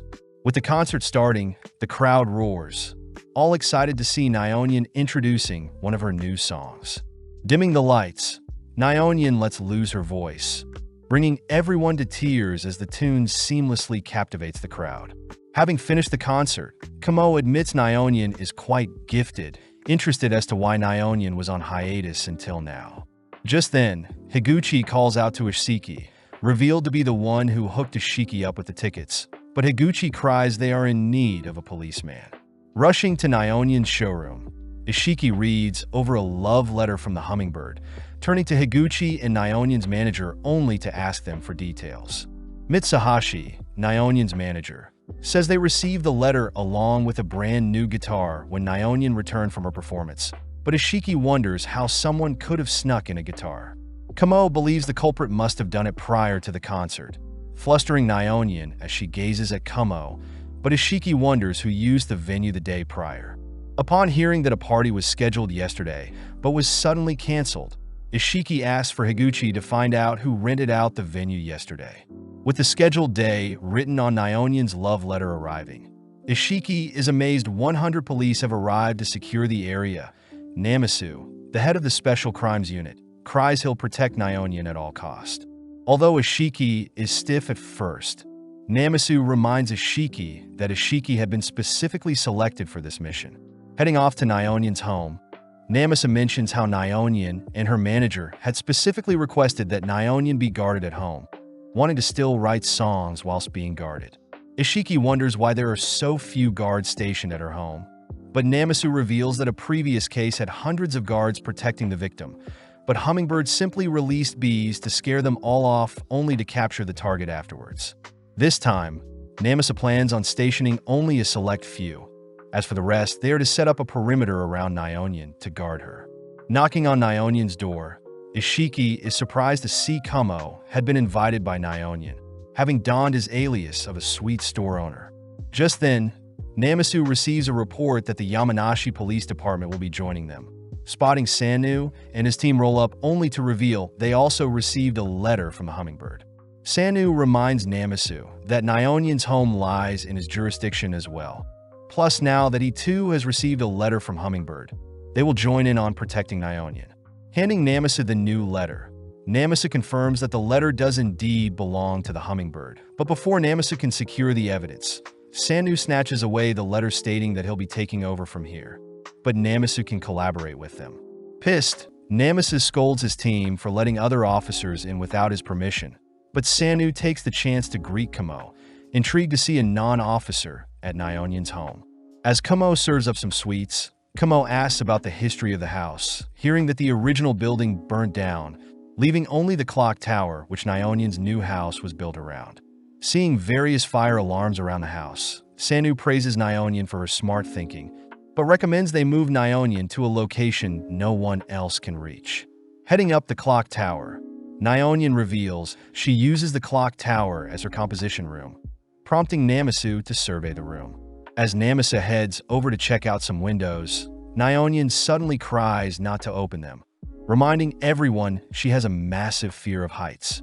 With Mitsuhashi comforting Nyeonyeon, Namasu notes how the windows are big enough for a single person to fit in, but the policemen on the ground confirm anyone scaling the clock tower will be easily visible.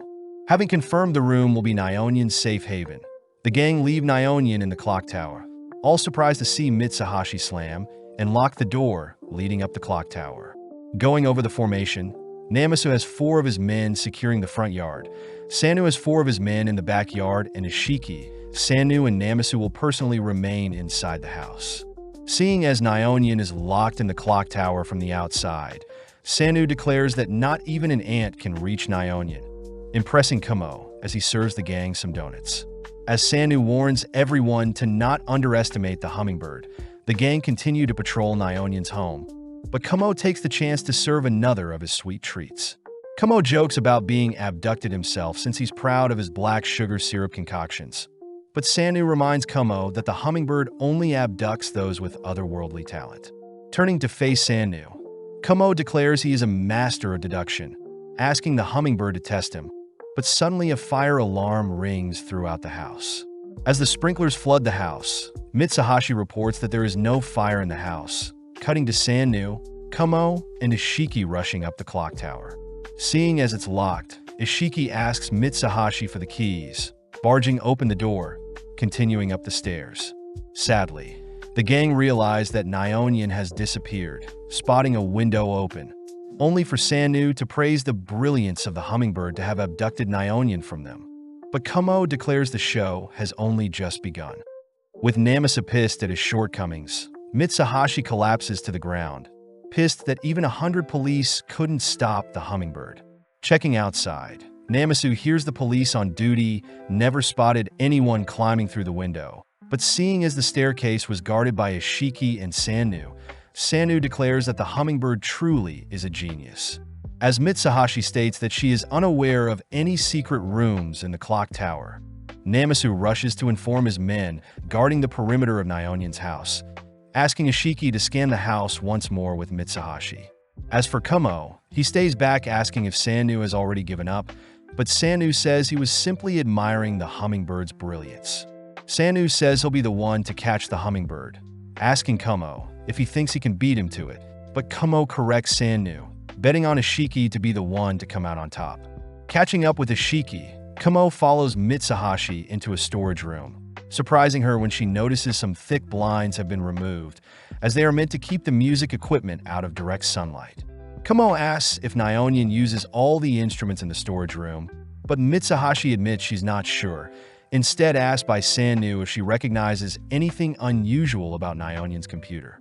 When Mitsuhashi says she can't read the music Nyeonyen has created, Kamo suggests they listen to what Nyeonyen has on her computer, but Mitsuhashi strangely mentions how the music on Nyeonyen's computer will be too quiet for them.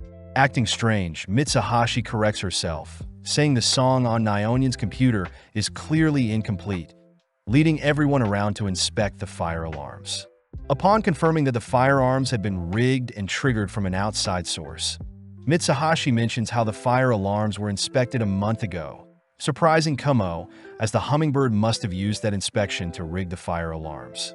With Sanu heading elsewhere with his men, Kamo hears Ishiki reveal that all of the hummingbird's captives have never once filed a charge against the hummingbird, intriguing Kamo as he glances at Sanu. Heading outside, Kamo asks Ishiki to call up Monkey, asking Ishiki to tell her about his theory. Later that day, Namasu returns annoyed they have yet to track down the hummingbird fleeing, but Sanu takes the chance to declare that the hummingbird is still in the house. Pointing his finger at Mitsuhashi, Sanu mentions how when the first rushed up the staircase, Mitsuhashi was the last to follow. Sanu reveals that when the fire alarm first rang, Nyeonyen must have stood on the other side of the door, only to be trapped behind it when everyone ran up. When Mitsuhashi finally ran up the staircase, she found Nyeonyen behind the door, drugging her only to drag her away. Seeing Mitsuhashi shocked, Sanu says Nyeonyen must be hidden away in a separate room, believing it to be a panic room of some sort, but Mitsuhashi doesn't know what Sanu is talking about. Approaching Mitsuhashi, Sanu says he'll be taking her to the police station to interrogate her, but Kamo interrupts, declaring that Sanu's theory is flawed. Giving Ishiki the talking stick, Ishiki says the real culprit must be an officer in disguise. Right on cue, Namasu receives a call of a suspicious man heading down the mountain, rushing towards the location before Ishiki can say anything else. Seeing an opening, Sanu says he'll still be taking Mitsuhashi in for interrogation, believing her to be an accomplice of Hummingbird, but Ishiki states it's impossible seeing as Mitsuhashi's is the real Nyeonyen. With Sanu confused, Ishiki continues to press Mitsuhashi, ultimately getting Mitsuhashi to admit she is indeed Nyeonyen. Wondering what gave it away, Ishiki reveals that earlier, Mitsuhashi had pointed out the low levels on the computer Nyeonyen had left behind, letting slip her amazing knowledge in music composition. Next, Mitsuhashi had never actually walked towards the windows, having an extreme fear of heights, and so her body double-acted scared as to give her a reason to remain near the stairs and away from the window. Seeing Mitsuhashi not denying any of it, Sanu asks who the other lady was, learning that she was simply another singer from Mitsuhashi's agency. Mitsuhashi reveals she had never wanted to show off her face, searching for any excuse to quit the music industry and live in peace.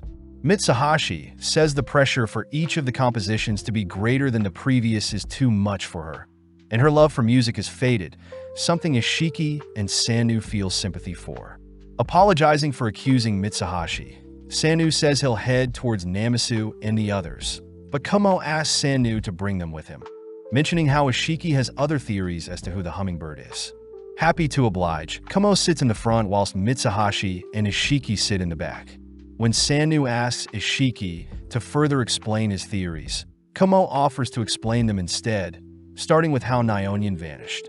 Kamo deduces that when the fire alarm first rang out, the actor playing Nyeonyen would rush away from the fire below her towards the clock tower's window, spotting Sano's policeman holding out a safety net for her to jump to. Seeing as it was her only choice, the actor must have jumped without hesitation, explaining why the thick curtains vanished from the storage room. Kamo continues to deduce that Hummingbird must have disguised as a detective in order to pass through the police's impenetrable security, plus Hummingbird would be able to nonchalantly leave without any suspicion.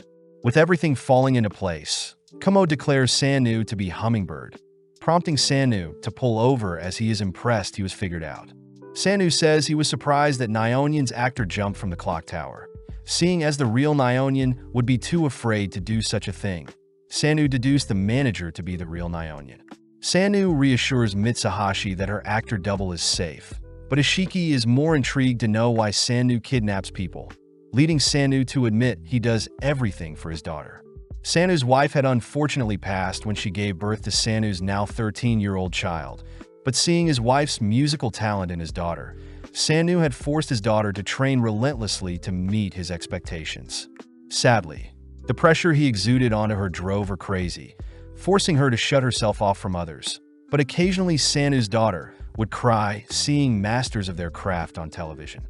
It was the belief that he could revive his daughter that he began kidnapping the geniuses of the world, and when Sanu would explain his situation to his victims, they would happily greet his daughter. As for Sanu, he would remain outside, barely able to hear his daughter's laughter, but he treasured those moments. Although it's a heartwarming story, Ishiki still places Sanu under arrest, demanding to know where Nyeonyeon's actor is.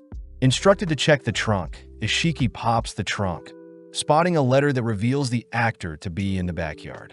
Upon heading to the driver's seat, Ishiki realizes Kumo let Sanu flee. Flashing back to earlier when Kumo had contacted Monkey, he had asked to learn why the people the hummingbird abducted never filed charges against their abductor. Monkey mentions how all the people abducted ended up creating masterpieces after being abducted, actually being grateful after meeting Hummingbird. Kumo suspects that Sanu's daughter crying were moments when she had met others just like her, forced to hone and suffered due to their talents. Hearing Kumo's painting Hummingbird like a fairy that brings those cursed by their gifts together, Mitsuhashi takes out a letter, reflecting on her life. In the next coming days, Nyeonyeon is reported to have shattered all of her records, seen playing alongside her actor double. Visiting Kumo on his off days, Ishiki is horrified to see Kumo playing with toy dinosaurs, learning that Kumo is simply reenacting his memories from when he was 3 years old. Having unlocked most of them due to Mafu's medicine, Kumo says he's trying to sort out the memories before he was 6 years of age, remembering when he was 3 years old, he was playing dinosaurs with his neighbors Max and Molly, but for some reason he can't remember who the mysterious person next to him was. Seeing as Ishiki still hasn't brought him any cases, Kumo says they should visit Monkey instead. Heading to Tokyo University, Ishiki says Monkey is at the university to gather some evidence, hearing from Kumo that they should continue to grow close to crime reporters. Greeting Monkey, Monkey voices how excited she is to see the amazing detective Ishiki once more, but gets annoyed seeing as Kumo is tagging along. Thinking up an excuse, Kumo declares he has been inspired by Ishiki's detective work, hoping to become as great as Ishik in the future. Respecting Kumo's life choice, Monkey treats Kumo as an equal, all heading through the university. As the trio are guided by Professor Aoi through the halls, Kumo notices them passing by an MRI room, only to enter Professor Murayama's laboratory. Sadly, Murayama is away, but Aoi still introduces their research to focus on cognitive psychology. Seeing as this is the perfect chance, Kumo asks why someone would be missing some of their memories, leading Aoi to suggest that Kumo is suffering from dissociative amnesia, possibly due to some trauma. Just then, one of Aoi's student researchers reminds Aoi that he has a meeting, rushing off as he leaves Himino to help out our trio. As Aoi leaves, Himino voices how gifted Aoi is, having published various groundbreaking papers at such a young age, something Monkey resonates with, feeling the same towards the ace detective Ishiki. The other student researchers are annoyed at how loud the trio are, but Himino continues to give our trio a guide around the lab. Kumo points out the shielded room the researchers have access to, a room that is used to conduct experiments without the interference of sound, radio, or magnetic waves.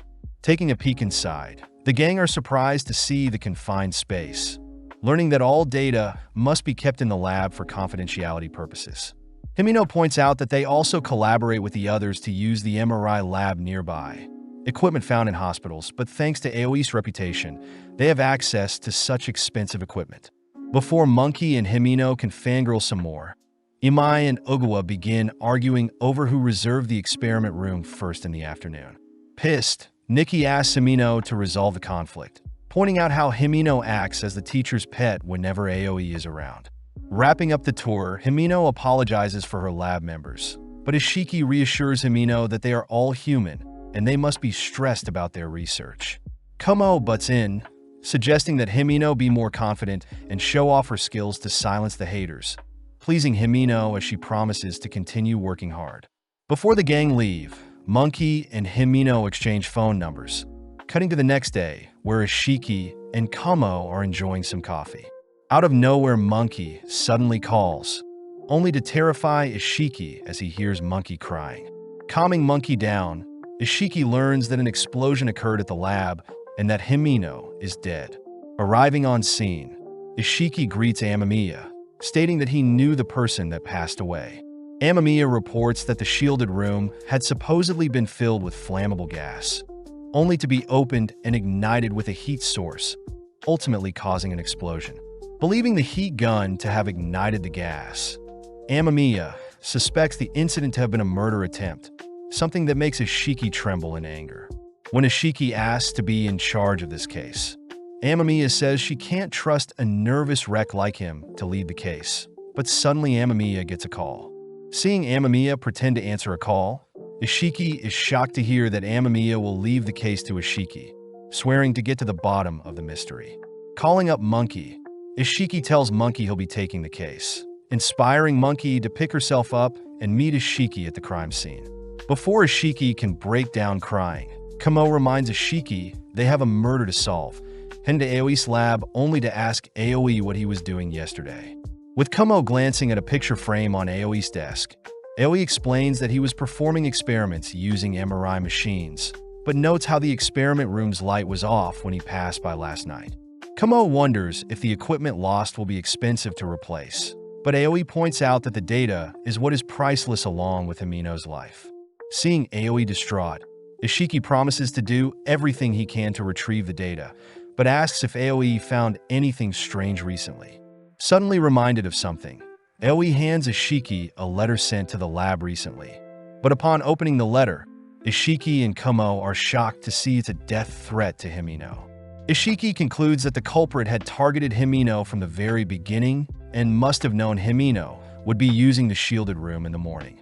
Gathering up the other research students, Ishiki says the research students are in charge of scheduling, asking if any of them knew Himino would be using the shielded lab this morning. With a moment of silence, the research students all admit to knowing Himino would use the shielded room in the morning, having drawn lottery slips to see who would get to use it. Kumo confirms that no one apart from them three knew of the scheduling, meaning one of the three students must have set up the explosion trap. When Ishiki asks what the students were doing this morning, they all mention how they woke up and arrived on campus at 9, but all claim to be innocent. Imai takes the chance to accuse Ugawa of purposely deleting Himino's data, and was even reported to the university by Himino herself. Ugawa fires back by pointing out how Imai had a crush on Himino, but became Himino's stalker after she refused to date him. Finally, Imai calls out Nikki for hating Himino the most, having been warned by Himino constantly for canceling on various MRI experiments. Even more sad to see their data lost compared to Himino's life. Seeing the students arguing, Kumo asks why canceling an MRI experiment is such a big deal, learning that maintenance on such an expensive machine is expensive, so they should be using it more and cancellations are forbidden by Aoi. Having thought of something, Kumo leaves in search of the logs for the lab, followed by Ishiki, who asks what is on Kumo's mind. Kumo points out how the death threat Himino received was issued yesterday and arrived today. Not lining up as Himino using the shielded room was only decided last night after the letter was sent off. Checking out the logs, Professor Murayama and Aoi seem to have used the labs frequently, up until Murayama went overseas. Ishiki says Aoi didn't use the lab at all this week, allowing Himino and Ugawa to use it more often, but Nikki and Imai seem to use the lab in the afternoon. Suddenly realizing something, Kumo scans the logs once more, stating he has no idea what the motive of the killer is, but Kumo has identified their murderer. Having Ishiki gather everyone, Kumo takes Mafu's medicine, heading inside. With Ishiki announcing Himino's death to be a murder, he first pulls out the letter mailed yesterday, personally singling out Nikki to explain when the lottery was drawn to decide when Himino was using the experiment room. Panicking for a bit, Nikki explains that the lotteries were drawn at midnight, whereas the letter to Himino was sent before, leading the research students to believe the lottery was rigged. Correcting everyone, Ishiki asks everyone to think more broadly, revealing that the culprit had actually written a death threat to all 4 research students, and only after the explosion did the culprit select the matching death threat to hand over to the police. Seeing as Maruyama is away, Ishiki calls out Aoi as the culprit. But at the exact moment Monkey shows up, Aoi is annoyed Ishiki is accusing him without evidence. But Kumo states that Aoi wasn't worried about murder, but instead he was fixated on removing the data from the lab computer. Kumo says that Aoi wanted the death of his student to seem like a targeted one. But the reason for this was because authorities were scheduled to investigate the lab computers due to Himino reporting Ogawa to the university. Kumo adds that Aoi had planned all along to hide the fact that he fabricated his data, something Kumo noticed after reading through all of Aoi's research papers and realized that the data seemed too perfect. Additionally, the days Mayamura left were also the days Aoi gained magnificent data, something that silences Aoi. Calming himself, Aoi fires back by reminding Ishiki and Kumo that he is where he is due to his preparations and experience. Reminding Ishiki and Kumo that the data blown up can be easily recovered, so why would someone plot something so devious knowing that it would possibly fail? Ishiki states that Aoi had ensured the data would never be recovered the night before, having wrapped up the computer and smuggled it near the MRI machines where the hard drives would have been fried from all the electromagnetic waves. When Aoi asks for evidence of such a thing, Kumo sadly says they don't have any, giving Aoi the confidence to scold Kumo and Ishiki for falsely accusing him. Asking some more questions, Aoi smirks knowing that neither Kumo nor Ishiki has any witnesses to confirm his suspicions. But Ishiki turns the conversation around, asking Aoi why he was performing an experiment alone in the MRI room when there were no participants. Ishiki reminds Aoi that MRI machines operating are expensive, mentioning how they found fibers of the blanket he used to smuggle the computer into the room, leading Ishiki to ask Aoi if he has any witnesses to counter. Truly backed into a corner, Aoi demands to know where he messed up, prompting Kumo to explain that Aoi purposely didn't use the computer for an entire week since he knew an explosion would occur. Seeing as his own efficient personality was what trumped him in the end, Aoi admits defeat, allowing Monkey to butt in, disgusted at how calm Aoi is acting. Aoi says he does feel bad to have lost one of his favorite students, but Kumo calls Aoi out for lying, revealing that Aoi is also satisfied having taken out one of his future competitors. Impressed that Kumo understands him, Aoi reveals that his mother was the only other person that could understand his efficient thinking, but Kumo gets pissed stating a man like Aoi shouldn't exist. Out of options, Aoi shoves Monkey aside, only to retrieve some dynamite he had prepared earlier. Declaring that he'll keep his legacy alive, Aoi prepares to detonate and keep his legacy, but Kumo rushes Aoi, slamming Aoi to the ground and disarming him.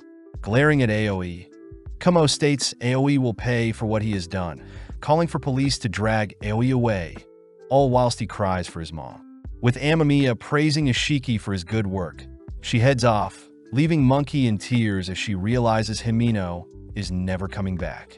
Luckily, Monkey knows that she must do her best, just like she had promised Himino, but suddenly Kumo collapses due to the medicine.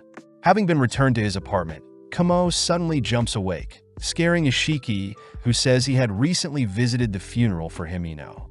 Ishiki is amazed Kumo was able to figure out Aoi's twisted scheme, but Kumo is more curious as to why he can't remember an important detail in his memories. Just then, Ishiki remembers something, handing Kumo a letter he saw in Kumo's mailbox, pointing out how old it looks. Inspecting the letter, Kumo notes how the letter was sealed 17 years ago. With some time passing, Ishiki returns to ask Kumo about the letter, learning that the letter was meant for Kumo's grandmother on his mother's side, but his grandfather was also managing the apartment he's in right now. After his grandmother passed, Kumo's mother managed the building, but after Kumo was expelled from Blue, Kumo was placed in charge of handling the apartment building, allowing his mother to set a goal of traveling the world 50 times. Ishiki wonders if Kumo's black sugar syrup addiction or love for solving puzzles come from his mother, but Kumo says not at all. Kumo reveals that his mother was never angry, something Kumo knows is important for any detective, but this leads Ishiki to ask about Kumo's dad. Kumo explains that his father passed away due to an illness before he was born. changing topics as he mentions the letter is inviting them to a dinner in Albert's. Reading the menu attached to the invitation, Ishiki is shocked to see all the fancy French dishes, but reminds Kamo that the letter was sent 17 years ago. Kamo says they should still check out the place, taking out a fancy-looking emerald gem, hoping to cash out. When Ishiki asks if they should do some more research, Kamo says the letter wasn't delivered now out of coincidence. Cutting to the next day, where the two are on a cable car headed to Albert's. Ishiki takes the chance to ask what an Albert's is, suddenly hearing an American man explain it is a restaurant where you can stay the night. Upon hearing that the man is headed to the same location, the boys learn that Tiga Dan is a lawyer who travels the world. Dan points out Lenny Garner is also on the same carriage, but Lenny seems to be non-responsive, hearing that Dan and Lenny rode the same train, but Lenny only revealed he had brought flowers from his own garden. Having arrived at their stop, Kamo and Ishiki notice another man greeting everyone, watching as Sakai the chef rushes over to greet the boys. Sakai explains that his other staff are away, leaving only Sakai to tend to everyone. Kamo asks if Sakai knows the owner, hearing that Sakai was only employed to cook and doesn't know who invited everyone here. Suddenly darting his eyes towards the clock, Sakai says he must leave, asking everyone to gather in the dining hall at 6. As Sakai hurriedly runs off, Ishiki and Kamo turn to hear Mia Costa greeting them, a high school student from Italy. With the three making their way to the Albert's, they walk past an older-looking woman glued to a book, but pays no attention, learning Mia was invited by her aunt who lives in Japan. When Mia asks what else was in Kamo's invitation, Kamo reveals the emerald gem packed with the invitation, prompting Mia to reveal her emerald necklace her mother gave her. Something Kamo finds interesting as mystery is starting to unfold. As the trio continue their walk, the older woman is revealed to be Karen Lilly, the CEO of a security company, annoyed that kids are playing around. As the three arrive at the mansion, Mia excitedly rushes inside the massive mansion, leaving Kamo to greet Bill Clark the surgeon, who wonders if Kamo and himself had met before. When Kamo says they haven't, we zoom out to see Tom Sasaka, the taxi driver, spying on them, all whilst the other attendees begin making their way to the Albert's reunion. As the guests settle in for the night, they all dress up for the dinner party, all noticing that they have assigned seating. Both Kamo and Mia adore a stuffed bear overseeing their dinner party, but Karen gets annoyed seeing as everyone is strangers, yet the host expects them to dine together. Sakai apologizes as he has been hired to serve everyone, asking that Karen complain to the host after everything is over, but Bill speaks up, laughing at how chaotic everything is. Breaking the ice, Bill first introduces himself, mentioning how he's starving, but seeing as no one else is talking, Kamo takes the chance to thank Bill for role as a doctor. Bill wonders how Kamo knows he is a doctor, watching as Kamo unveils a pen Bill had dropped, explaining that Bill had rolled up his sleeves to wash his forearms as well after using the bathroom. Kamo also calls out Tom for being a taxi driver, weirding him out, but Mia can't help being impressed. Moving on to Karen, Kamo declares that Karen may seem like an executive, but really Karen runs a security firm, something Karen doesn't deny. Kamo wonders why Karen is so proficient in Japanese, even though Karen's lives abroad, but Karen reveals that her late partner was Japanese and that she herself can't read or write Japanese. Bill cries that he himself speaks 5 languages, prompting Dan to also introduce himself, all finally taking their seats around the table. Wheeling in the first meal, Sakai plates an edible flour salad, but Kamo weirds everyone out when he adds black sugar syrup to his plate. Up next is a lobster soup, a dish several people react strangely to. As for the third dish, the guests are served some steamed fish and white wine. Once again, several guests pull a face when seeing the new dish. But as the fourth plate filled with roasted game is brought out, Bill suddenly stands up, mentioning how he's too fatigued to enjoy the entire dinner, instead opting to head to his room. Sakai is sad Bill won't get to enjoy his chestnut mousse dessert, but everyone but Kamo, Mia, and Ishiki suddenly decline the mousse dessert. Out of nowhere, Lenny shouts that he shouldn't have driven his truck in the past, annoyed at himself for even coming to the reunion. But Kamo simply continues to monitor everyone's behaviors. Heading to their rooms, Kamo notes how everybody had leftover food and was acting strange. Everybody except for Mia. Seeing that they can question everyone tomorrow, They both head to sleep, waking up the next day only to spot people crowded around Lenny's room. Dan and Karen explain that they heard bursting noises from Lenny's room all throughout the night, and strangely last night's menu had been stuck to Lenny's door. Kamo first approaches the door, inspecting the door itself only to wiggle on the doorknob. Seeing as it's locked, Kamo offers to open it, but Karen interjects stating that she herself can pick the lock. Kamo is impressed that a CEO has such skills, something Karen states is child's play for her security firm, heading off to retrieve her tools. In mere minutes, Karen unlocks Lenny's door, but upon entering his room, Lenny lies limp with an ice pick through the heart and flowers scattered around his corpse. With Bill and Mia also notified of Lenny's death, Dan prepares to inspect the corpse, but Ishiki orders Bill to not touch the crime scene, revealing himself to be a detective. Ishiki first asks Sakai to contact local authorities, only to turn to Bill to help inspect the body with his medical expertise. With several minutes going by, Bill confirms that Lenny had passed 3 to 4 hours ago, notified by Kamo that the soil outside of Lenny's window had been disturbed. Before Ishiki can suspect the murderer to have used the window as an entrance, Kamo reminds Ishiki that the window is locked from the inside, confusing Ishiki as the door was also locked from the inside. Seeing as it's a locked room murder, Ishiki suspects the culprit to have used the gap in Lenny's door to commit the crime and lock the door from the outside, but Kamo reveals that the culprit could have pushed the lock button on the door before leaving.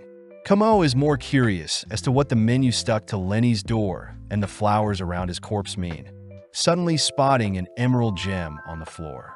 At the same time, Sakai returns, informing everyone that the landlines are down and he can't contact anyone.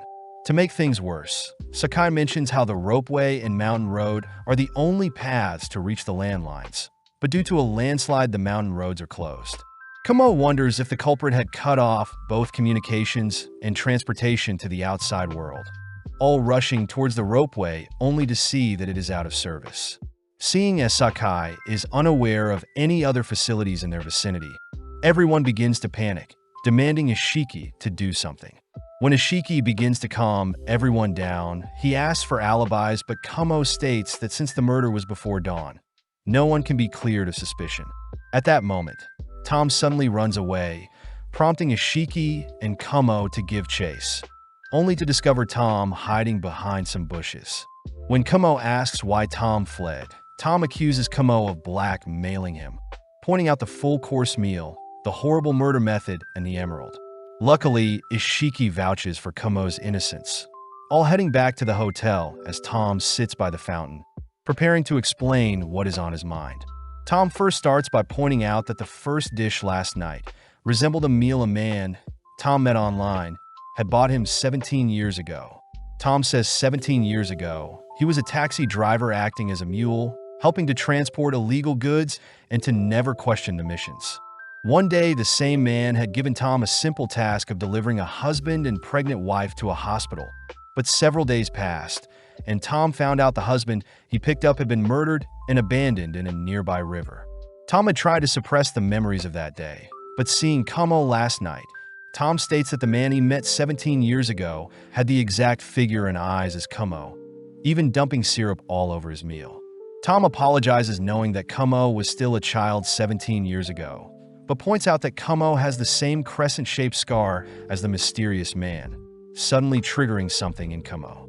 With Kamo suddenly heading into the hotel, Ishiki asks that Tom head back to his room until everything calms down, only to rush after Kamo.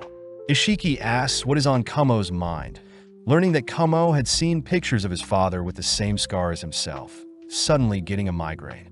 A young Kamo is seen reading a book whilst Max and Molly play, watching as his father kneels beside him, stating that Kamo himself will do big things in the future. Out of nowhere, a blood-curdling scream can be heard, herding everyone to the bathroom upstairs. Spotting the dinner menu stuck to the door, Ishiki and Kamo enter the steam-filled room, horrified to spot Tom has been struck through the heart, having passed away in the bath. Helping out to inspect the body, Bill confirms that the cause of death was via a knife through the heart and that the death was recent. Looking around the room, Kamo notices water is splashed everywhere, and Bill mentions how there is so much blood, yet the knife doesn't seem to have been removed. Seeing the water so bloodied, Kamo notices food coloring, confusing Ishiki as first it was flowers for Lenny, now it's red food coloring for Tom, suddenly giving Kamo an idea. Gathering everyone at the dining room, Ishiki reports the death of Tom to everyone, stating that he was seen around 8 o'clock in the garden, but he passed away around 9 o'clock. Ishiki asks what everyone was doing around 9 o'clock, but hearing everyone was all in separate sections of the house during the crime, Ishiki wonders how they should proceed.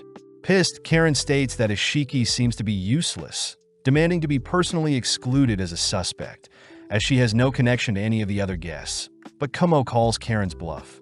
Ishiki proceeds to explain the pattern between both murders, with Lenny being surrounded by flowers and Tom with red water. Ishiki points out that the menu is their clue. Apparently, Lenny's death mirrors the flower salad served, and Tom's death mirrors the lobster soup. As everyone turns to Sakai, Sakai reminds everyone that he was simply hired to serve said dishes. But Ishiki reassures everyone Sakai isn't suspicious, instead revealing that the dishes served last night were also served 17 years ago at a restaurant in London. Ishiki explains a man with a crescent-shaped scar on his face had served Tom the meal, something Ishiki accuses everyone else of knowing already. With no one denying such a thing, Kamo says he knows everyone but Mia is suspicious, reminding everyone that they can only help if they divulge what they know. Seeing as they'll all be picked off one by one, Dan agrees to talk, revealing that the man with the scar had also contacted him online. Dan was instructed to guide a researcher outside towards a pregnant woman, and in exchange Dan received an emerald which he sold for money. With a connection to Tom's story, Kamo turns to Bill, stating that Bill must have been the surgeon working at the hospital the woman arrived at. Bill admits that he was told by the mysterious man to lie to the researcher, instead pumping the researcher with anesthetics only to leave the researcher sleeping near the flower beds of the hospital, having received an emerald as payment as well. Kamo adds that he suspects Lenny was involved as well, having screamed about driving his truck, but Kamo turns to Karen, deducing that Karen needed to pick a lock 17 years ago. Guilty, Karen reveals she was instructed to unlock a storeroom door by the mysterious man, giving Kamo a rough picture of the crime 17 years ago.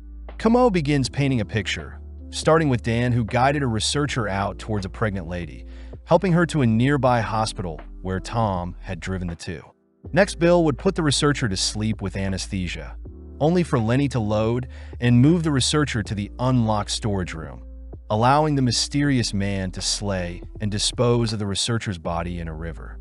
Kamo is disgusted that one man had planned such an intricate murder, but Ishiki tries to cheer Kamo up by mentioning that Sakai and Mia seem to be innocent, but Kamo points out that Mia is linked to the pregnant woman 17 years ago, believing Mia to be her child. Although Mia is shocked to hear this, she confirms that her mother did mention regretting something from her past, plus Mia is 17. Bill is saddened to see no one knew the full extent of the crime, sad that Dr. Jim Gore was the researcher that was slain. Hearing that name, Kamo gets pissed, revealing that the murder of Dr. Jim Gore is one of the Blue Academy's unsolved mysteries, certain that the House of M is behind the murder. At the same time, we see Milo reading through the mysterious murder of Jim Gore 17 years ago, noting how the banquet has only just begun. Back in the hotel, Bill wonders why Kamo was invited to the banquet, all noting how Kamo and the mysterious man look familiar. Believing that Kamo is the mysterious man's son, Karen screams that Kamo is guilty, accusing Ishiki of working with a killer, but Dan calms everyone down. Seeing as their top priority is to prevent another murder, Mia asks if there are any other people staying in the hotel, intriguing Karen as there could be an outside force attacking them. Sakai states that it's not possible, since all the unused rooms are locked, but Karen says she'll pick all of them just to make sure. Before the gang can head off, Bill, Sakai, and Dan all mention how they're exhausted from all the drama, annoying Karen as she rushes to investigate the locked rooms first. With only Mia, Ishiki, and Kamo tagging along, Karen starts on the first locked room, all listening to how Mia brought clothes to last a week, having wanted to travel elsewhere after. Even after opening all the locked rooms, the gang are unable to discover anything unusual, prompting Karen to suggest Mia and herself return to their own rooms, stating that it'll be safer. With Ishiki and Kumo alone, Ishiki is worried seeing how serious Kumo is, but Kumo takes the chance to thank Ishiki for defending and believing in him earlier, still fixated on the fact that his father may be a murderer. Kumo admits that he actually believes his father is still alive, having remembered a memory of his father when he was still young. Hypocritical, since his father may be a murderer whilst Kumo is a detective. Spotting a storage door, Kumo and Ishiki enter the supply room, spotting various decorations for a Christmas party, but Ishiki suddenly spots an emerald gem stuck to a picture frame. Upon picking up the frame, a wire is pulled, but Kumo is more weirded out seeing his father in the picture. Additionally, a recorder can be heard, with the voice of Kumo when he was younger beside his father being played. Listening in, Kumo's father is glad to see Kumo pick 100 locks so fast, revealing himself to be Elliot Moriarty, a member of the House of M. At that moment, waves of memory enter Kumo's mind, all with Elliot teaching Kumo all the tactics to murder and commit crimes. Overwhelmed by his reawakened memories, Kumo suddenly collapses, declaring that he's figured out his past. Kumo states that he is so good at figuring out criminals since he was trained to become one up until he was 6 years old. Seeing as half of his blood belongs to the House of M, Kumo begins breaking down, wondering who he really is. But just then Sakai comes rushing in. Sakai states that there has been a third victim, forcing Ishiki to drag the lifeless Kumo with them, all stopping outside a wine room. As everyone rushes to the scene of the crime, Ishiki opens the door, disgusted to see Bill has been murdered. Seeing as Kumo is completely lifeless, Ishiki has no choice but to reassure everyone that he'll catch the culprit. As Ishiki orders everyone to remain where they are, he prepares to inspect the doctor's body, but is saddened to see Kumo so unmotivated. Seeing that Bill's body is still warm, Ishiki confirms that Bill just passed, and the foam from the fire extinguisher is meant to mirror the steamed fish dish they were served. Suddenly spotting strangle marks on Bill, Ishiki wonders why the first two victims were stabbed, but Bill had been strangled, asking Sakai to recount what he did to discover Bill's body. Sakai says he is doing some cooking to calm himself down, but when he needed some wine for a dish, he suddenly stumbled onto Bill's lifeless body. Before Karen can accuse Sakai of being the killer, Ishiki asks for everyone else's alibis, learning that Mia, Karen, and Dan were all alone once again. Panicking, Karen accuses Ishiki and Kumo of acting suspicious, but everyone gets freaked out when Ishiki reminds everyone the next dish is a trio roasted game, scaring Dan as he wonders if there will be 3 victims at once. Ishiki asks that everyone at least stick together this time, whilst he and Kumo investigate. Leaving the 4 others alone, Ishiki and Kumo head upstairs, forcing Ishiki to begin recounting what he knows of the case. Still, Ishiki is amazed that Kumo's father is a member of the House of M, accidentally blurting it out. But Kumo reveals that his mother belongs to a family of sleuths, explaining why Kumo's mother's last name is Holmes. Seeing Ishiki care for him so much, Kumo apologizes for zoning out, stating that he has made up his mind. Kumo declares that since he has the mind of a killer, he has no right to solve cases, stating that he'll stop solving crimes, something that catches Ishiki off guard. Kumo reassures Ishiki that he'll at least solve their current case before he stops, warning Ishiki that the murderer must be working for the House of M.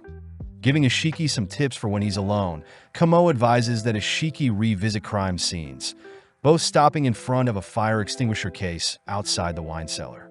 Inspecting the body, Kumo wonders why the culprit didn't use the vast wind bottles and opted for a fire extinguisher, especially since this extinguisher was foam unlike most powdered varieties.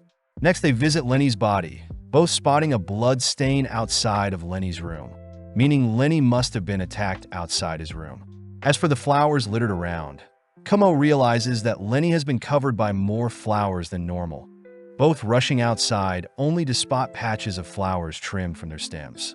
At that moment, Kumo asks if Ishiki is thinking of something, impressed to hear Ishiki ask why the culprit went so far to replicate last night's dishes. Out of nowhere, Karen storms out of the hotel, followed by the others that cry Karen will descend the mountain herself. As Karen storms past the danger sign, Mia grabs Karen, reminding her a landslide occurred recently, but the sign catches Kamo's attention. Getting worked up, Karen reminds everyone that she heard a loud bang when Lenny passed, believing the culprit used a gun to intimidate Lenny only to slay him, once again accusing Kamo of being the killer. With that final piece of information, Kamo declares that he's solved the case, offering Karen to search him if she still believes he's concealing a weapon on his body. As everybody waits in the dining room, Ishiki and Kamo have a private chat, leading Ishiki to praise Kamo once again for his detective skills, but is sad to hear that Kamo will stop solving cases moving forward. Heading inside, Ishiki begins by confirming that Kamo is innocent, having no weapon on his body. Next, Ishiki states that although the murders resemble the dish items served 17 years ago, the victims' deaths ultimately are hiding something. Ishiki reveals that death leaves behind a dying message, starting with Lenny, who all believed to have been stabbed inside his room, but a blood stain outside confirms he was attacked outside. Having escaped the murderer, Lenny locked himself inside his room, leaving the culprit to wait outside Lenny's window to ensure their victim had passed, explaining the footprints outside Lenny's window. Knowing that the attacker blundered, Lenny had rushed to grab a oniyuri blossom as his dying message, forcing the attacker to gather flowers from the garden and a balloon, only to pop the flowers all over Lenny's corpse.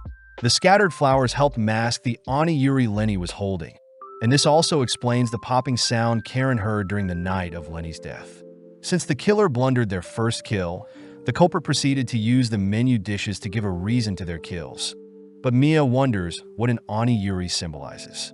Ishiki reveals that since Lenny couldn't speak Japanese, he grabbed a oniyuri, also known as a tiger lily.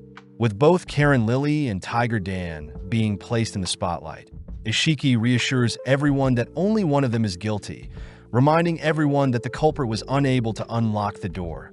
Therefore, Dan is the culprit. Objecting, Dan puts on his lawyer persona, refusing to admit to such worthless accusations, but this forces Kamo to bring up the third murder. Kamo states that the victim was covered in foam from the fire extinguisher instead of the wine, since the culprit couldn't access a corkscrew, having realized Sakai was using the kitchen. Dan counters by stating he would have busted the bottles open, but Kamo says Dan simply didn't want to risk his clothes getting stained. Kamo continues by going over the second murder, suspecting Dan had to struggle to slay Tom, and since water was splashed everywhere, Dan must have needed to change and use up his last spare pieces of clothing. This also explains why the third victim was strangled, as Dan couldn't risk getting his only pieces of clothing dirty from blood or wine. To ensure Dan has no other excuses, Kamo reminds everyone that Mia had brought plenty of clothes, meaning she is innocent. Karen can't read Japanese, meaning she couldn't have known the fire extinguisher was foam, not powdered, and Sakai was in the kitchen, so he could have used a corkscrew whenever he wanted. Having been completely cornered, Dan finally drops his act, admitting to be the killer, but is amazed to see the son of Elliot Moriarty in action. Kamo demands to know why the House of M is killing people in the hotel, but Dan simply utters that their goal was to reawaken Kamo's suppressed memories. Happy to hear that Kamo will stop being a detective moving forward. Dan mentions how he wanted to do this a long time ago, but one of their members was against it. But Dan adds that he was the one that sent everyone the invitations and the emerald, seeing as the House of M needs to tie up all loose ends from 17 years ago. When Kamo utters that he'll stop Dan from slaying any more people, Dan reminds Kamo that was always born to be a killer, having been raised by the House of M. With Kamo now conflicted by Dan's words, Ishiki tries snapping Kamo out of his daze, but Dan asks that Ishiki not bother. Turning to Dan, Ishiki calls out Dan for lying, asking Kamo to focus on what Dan just told him. Ishiki points out Dan's flaw, reminding Kamo that the House of M removes all failures, but the murder of Dr. Gore seemed to have transpired perfectly, so why would the House of M revisit the case? Smirking, Dan states that their goal from the very beginning was to capture Gore, not slay him, stating that Dr. Gore was a researcher in pathogenic bacteria and the doctor would have made the House of M a fortune. Hearing this, Ishiki wonders if Elliot had messed up and was removed because of his failure, something that Dan confirms as he unveils his gun.